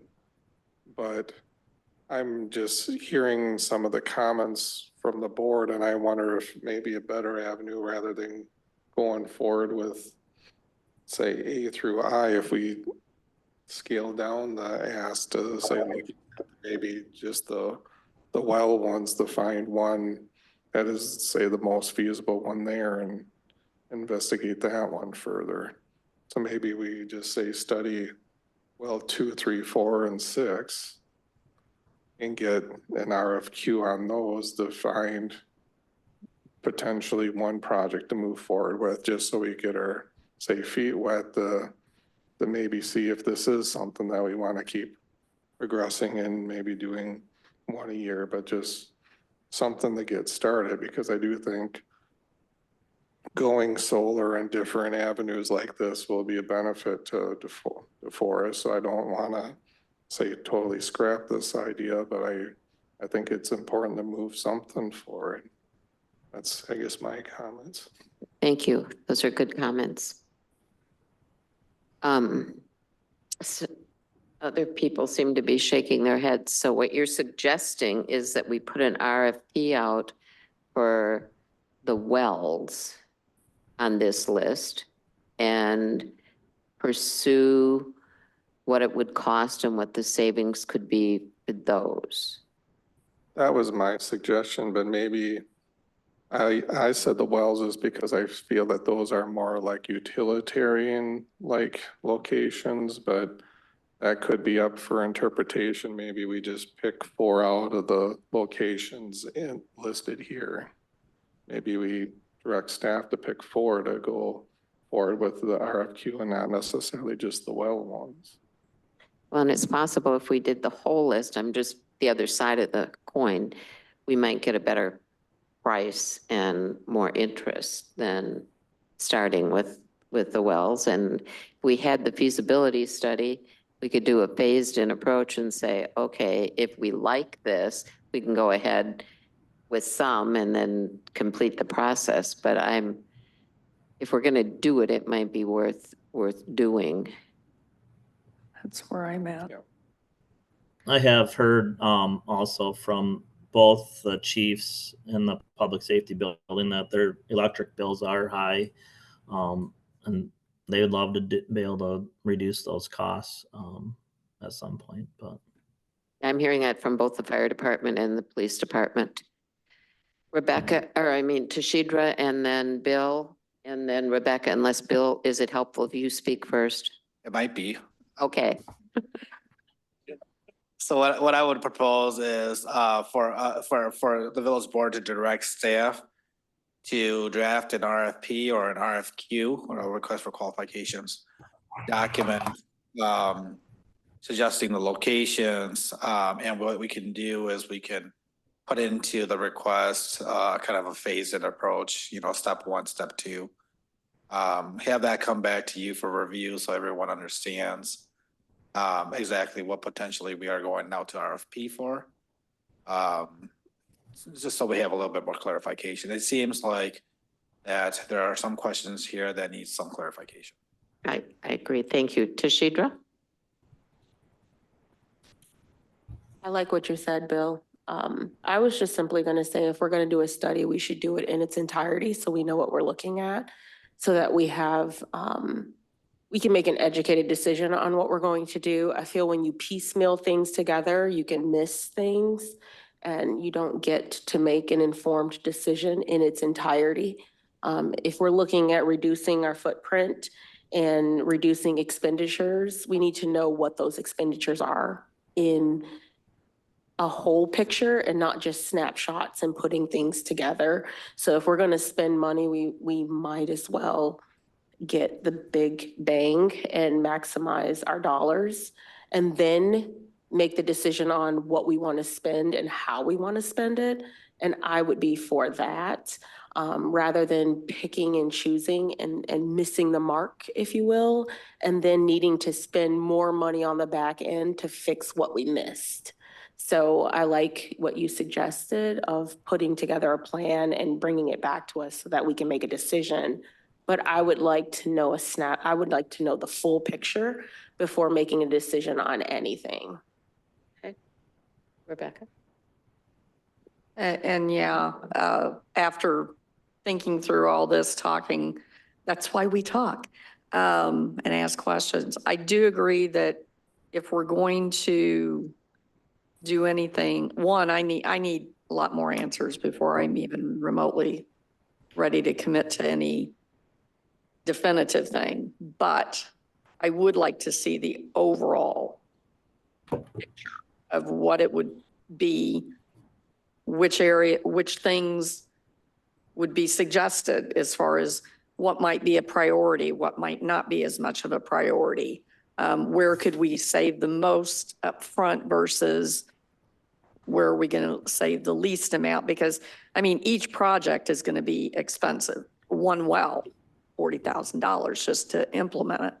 And then, then you've got, depending on the life expectancy of the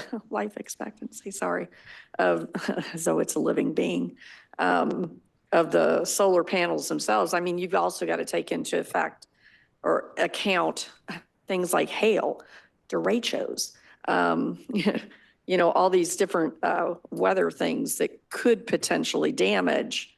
And yes, you do have insurance to help cover some of that, but it doesn't cover every dollar.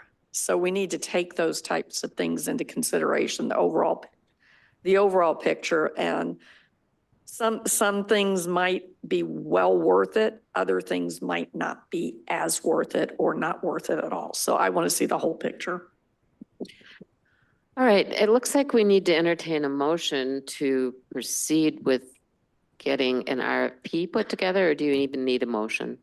I don't believe you need, you can definitely take a motion on this. I don't believe you need to. Okay. It's simply direction for staff to prepare the RFP. All right. Well, I think we're giving that direction, and then we can review. Are we all comfortable? All right, you're not going to swat me afterwards? Good. All right.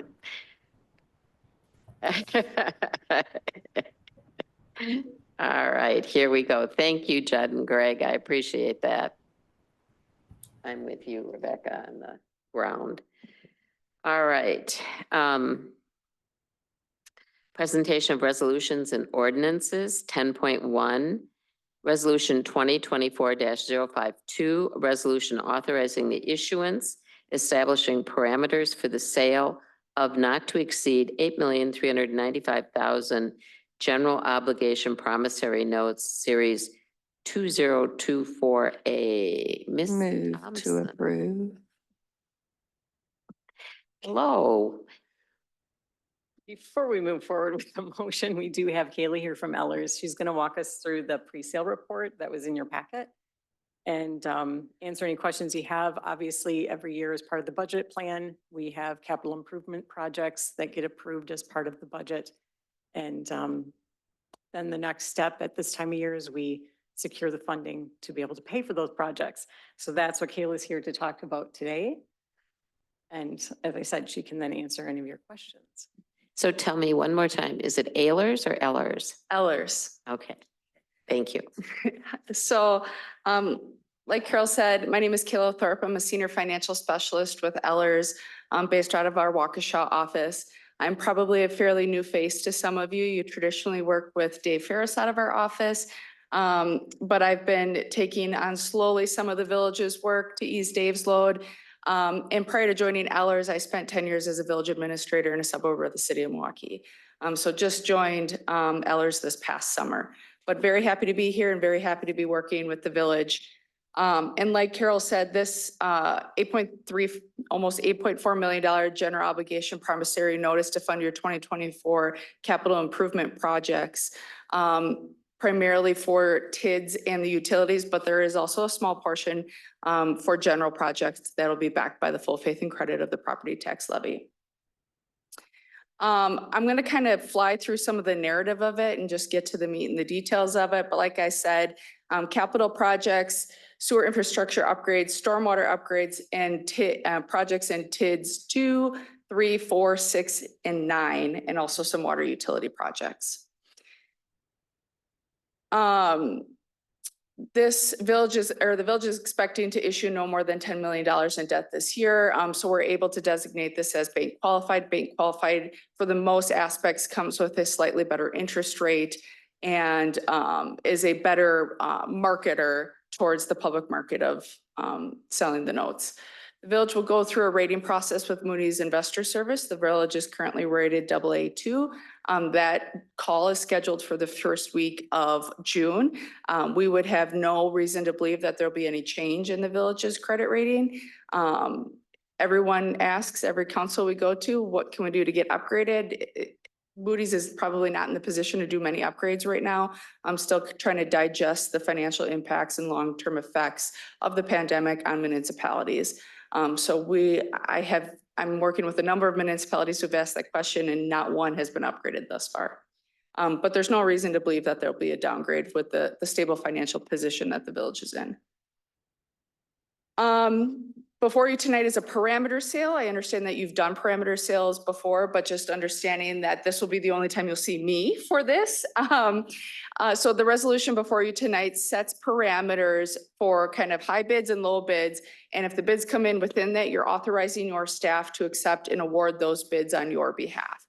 We've taken a pretty conservative estimate to what we should set an interest rate threshold at, and we set that at 5%, and a maturity schedule adjustment not to exceed $350,000 annually from what we've put out to market.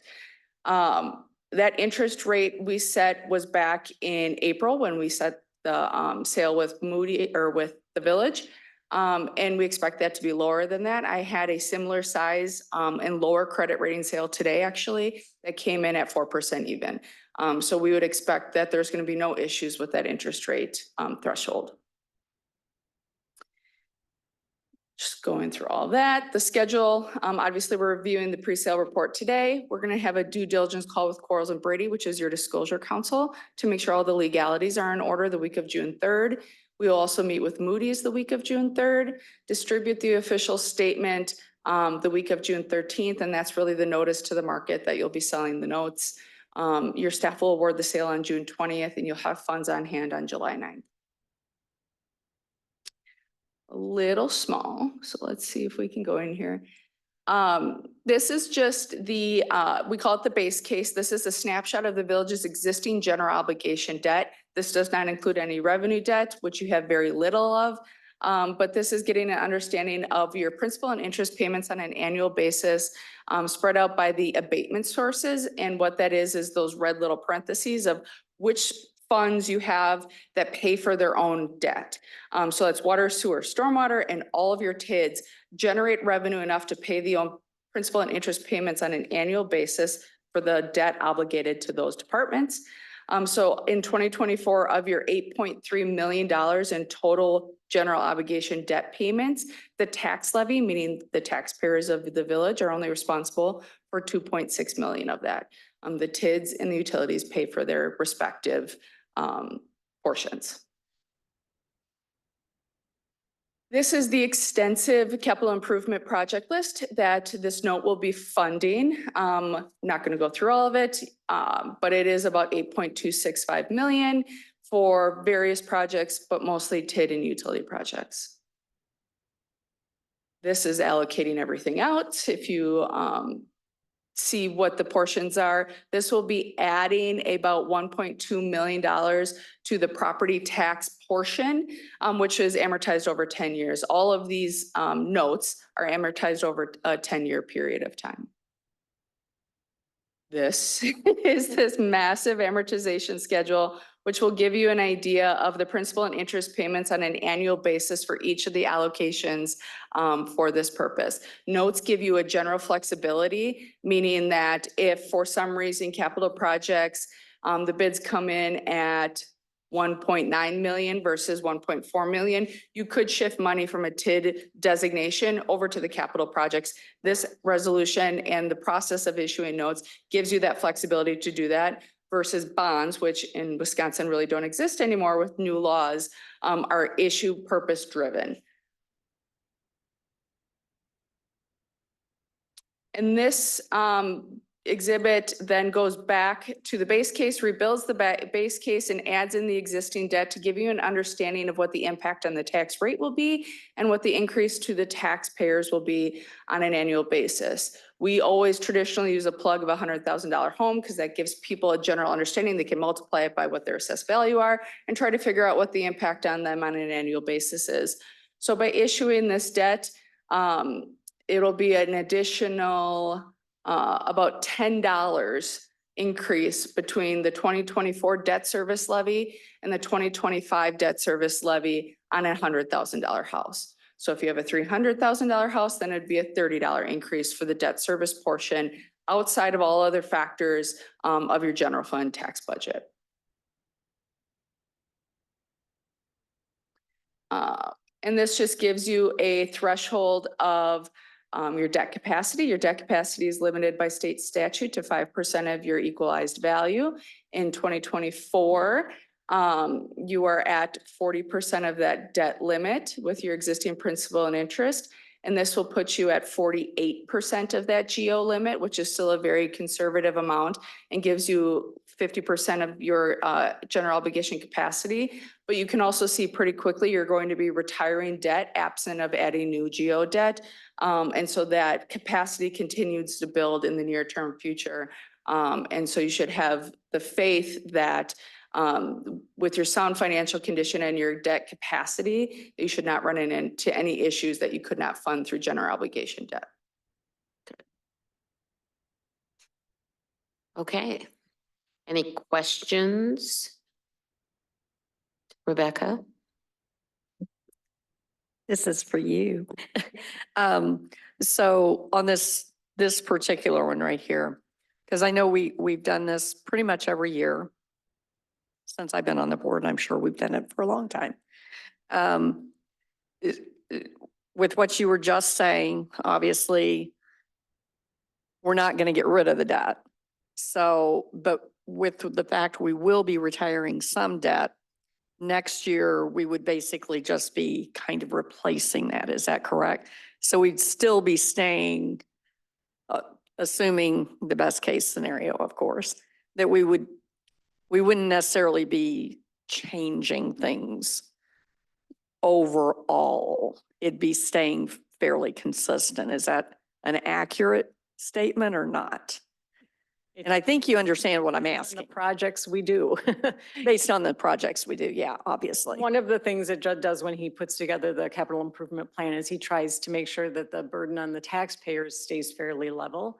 So that, yes, as we pay off 1 year's worth of debt, we take on about the same amount. Now, that doesn't always work. It depends sometimes on whatever projects we're going to do that year. There may be more expensive projects 1 year than there is the next, but he tries to level them out as much as he can. Okay. Okay. Thanks. And we, as your municipal advisors, have the ability to structure any new debt around your tax levy to feather. In most communities, we take a feather-in approach to really minimize those large fluctuations in the debt service tax levy. Bill Chang and then Bill Landgraf.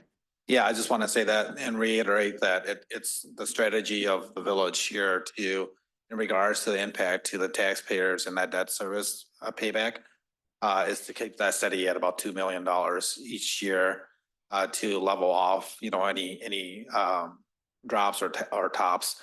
That's not saying that within the tax increment districts or utilities that there may be needs within those sections that will drive the borrowing up or down that particular year.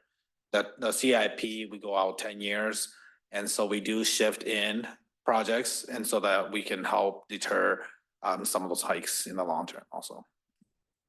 Bill Landgraf. I think I asked Carol this last year, maybe it was the year before, maybe both.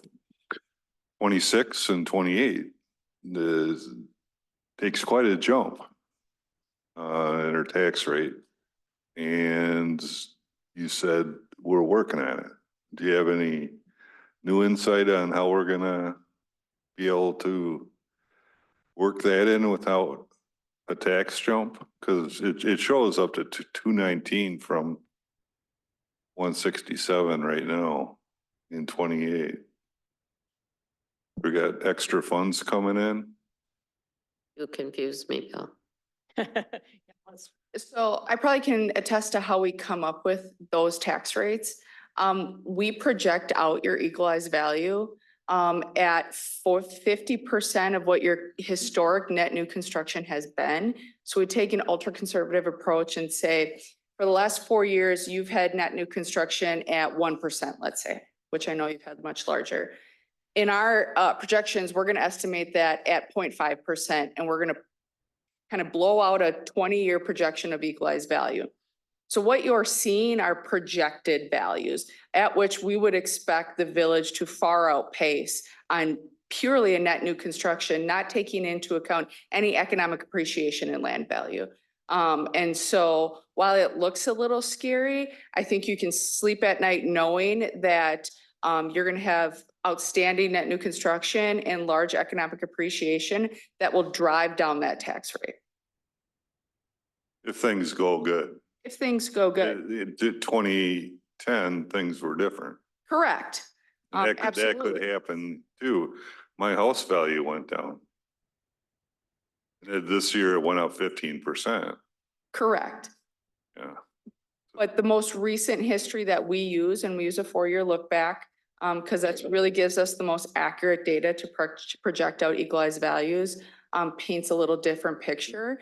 But the village is also in a great financial position to weather that storm if that doomsday does occur.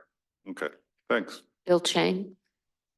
So I also want to add that within that time frame in regards to debt service payment, we do have funds being saved up to eventually pay off those balloon payments. It's been a strategy that we've employed here as part of the debt service long-term strategy to not have those high spikes hit. And so I think that all plays into it. There's a lot of different variables that will play into when you're looking at tax rates and debt service payment rates within that 25, 26, 27, including what happens in our tax increment districts. Thank you. All right. Any other questions? If not, I'd entertain a motion to approve the resolution.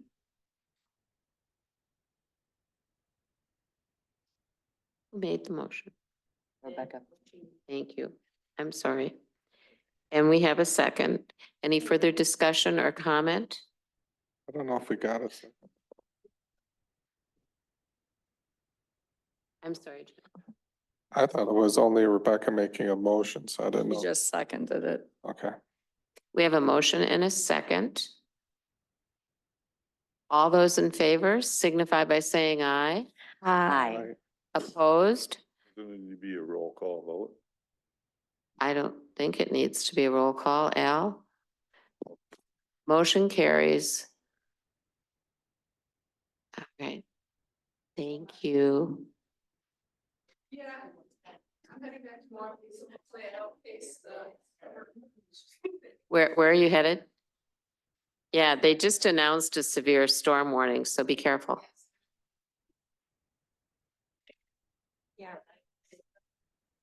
All right, guys, let's come together. 10.2 ordinance 2024-012, ordinance amending various sections of the DeForest Municipal Code relating to the preservation and protection of natural areas. Motion to approve. We have a motion. Is there a second? So I'm go ahead.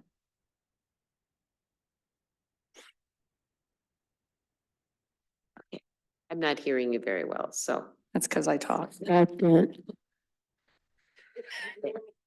did. You need to talk right into the microphone. I'm half deaf. Rebecca? I would, there's, I'm a little, there's a little bit of the language that I'm not comfortable with. The purpose of originally bringing this, it tends to get very complicated and people keep bringing in things that don't need to be brought in, blah, blah, blah, blah, blah. This is encompassing a lot more. I'm concerned that all this needs to be is in this corridor, this river corridor, bikes need to be restricted to these official paths, period. Plain and simple. Not off the side of the paths, not on the mowed grass, not on, not on wood chips, because that's just gonna create ruts and mud and disgusting stuff. What I have been looking for the whole time is during this period and I know this is something that can be amended later once the core is done, but I would like to see some of this language slightly changed. Yeah, so if I can just take a step back here and address some of how we got here in regards to the ordinance, and then in regards to what's been directed of staff to get here. And again, I understand that there are different sides to this issue, very emotionally charged on both sides because it matters, right? And so there's been this process that we've gone through since I've been hired to try to identify whether it's places, whether it's the type of event or activity, and it's been a process, to say the least.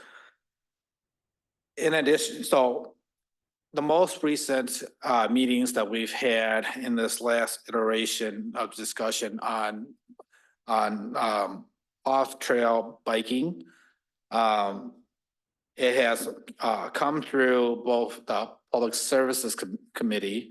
I think there's been references about the park committee, and the village does not have a park committee. That's the Public Services Committee meeting. Recommendation on general policy and where and how a mountain biking area should look like, where it should be located. There was a recommendation or suggestion made there or not made there. The discussion has been back and forth between the committee itself and the village board. I believe 2 meetings ago at the village board meeting, staff was directed at that time to draft an ordinance to present to the Public Services Committee so that the Public Services Committee could provide a review and recommendation back to the village board. At that time and through those conversations, I think there was some difficulty at identifying the exact location of where the restrictions should be. There was some questions in regards to the type of activity, whether it was restrictive to biking only and or other activity. And so when we received the direction, I worked with Al, I worked with Judd, Reese. And so we took a look at the series of different ordinances that we currently have in place regulating bicycles. And we put it into this draft ordinance. Now, there's also been some concerns tonight about this coming in a short amount of time and changing zoning ordinance. This does not change the zoning ordinance. We can't by law change the ordinance or by statute change the zoning ordinance without a public hearing. What this ordinance addresses are in particular, chapter 11, which is public nuisance, chapter 12, which is health and sanitation, and chapter 16, which is park and recreation, where segments of regulation in bicycling currently exist within the code. And so I just want to make that clarification. I also want to give an opportunity for staff and Al to discuss what the language means within the code, because I don't think that they've had the opportunity to do that. And so, again, I want this, I understand that it's charged on both sides, but I think the village board and staff have made a commitment that, I don't think we're gonna get, happy parties on both sides, but we can come to a conclusion, at least in the short term, and try to get to that core planning process. And so with that, I'll let Al first talk about the definitions within the language of the code, which Rebecca, I think you had a question in regards to. And then I'll let either Judd or Reese talk about, and Jim talk about, and Bill talk about kind of what came out of that meeting yesterday evening. Do you need to speak first? No, I think Bill is covering, and I guess the only thing I would state, and I'm assuming Judd or Bill or everybody will get to it. There was a comment made that the committee was against it, and I do not feel that was the interpretation of the committee last night. It was pretty evenly split, and that's why there was such a large conversation. So to say that here tonight that the committee was against, say, mountain biking is not correct. And I also don't feel it was unjustified to say that this, say, desire to have mountain bikes is the direction of staff and not, say, the public. So I mainly want to state those things as I personally feel are blatantly not correct. So again, I want to state that, but I don't want to add to the controversy. I just want to move forward, and I guess we can continue the discussion. I forget, was that Al was going to be next? Okay. All right, Al, that would be helpful if you would do that. Somebody noting we do have.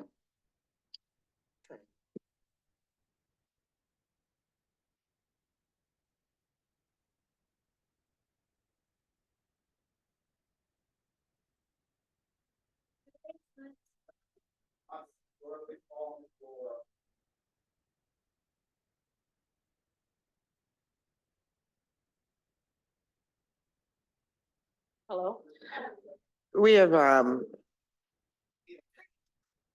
been notified of a tornado warning, so we are taking shelter, so the village board meeting will be paused at this time. Bill Landgraf's coming in the door. All right, here we are. It was the decision of the group to adjourn the meeting and to repost it at a later date. So do I need a motion for reposting? So moved. Second. We have a motion and a second. All those in favor signify by saying aye. Aye. Motion carries. Oh, I didn't ask opposed, but motion carries. All right. All right, and now I'd entertain a motion to adjourn for tonight. Motion To adjourn, second. We have a motion and a second.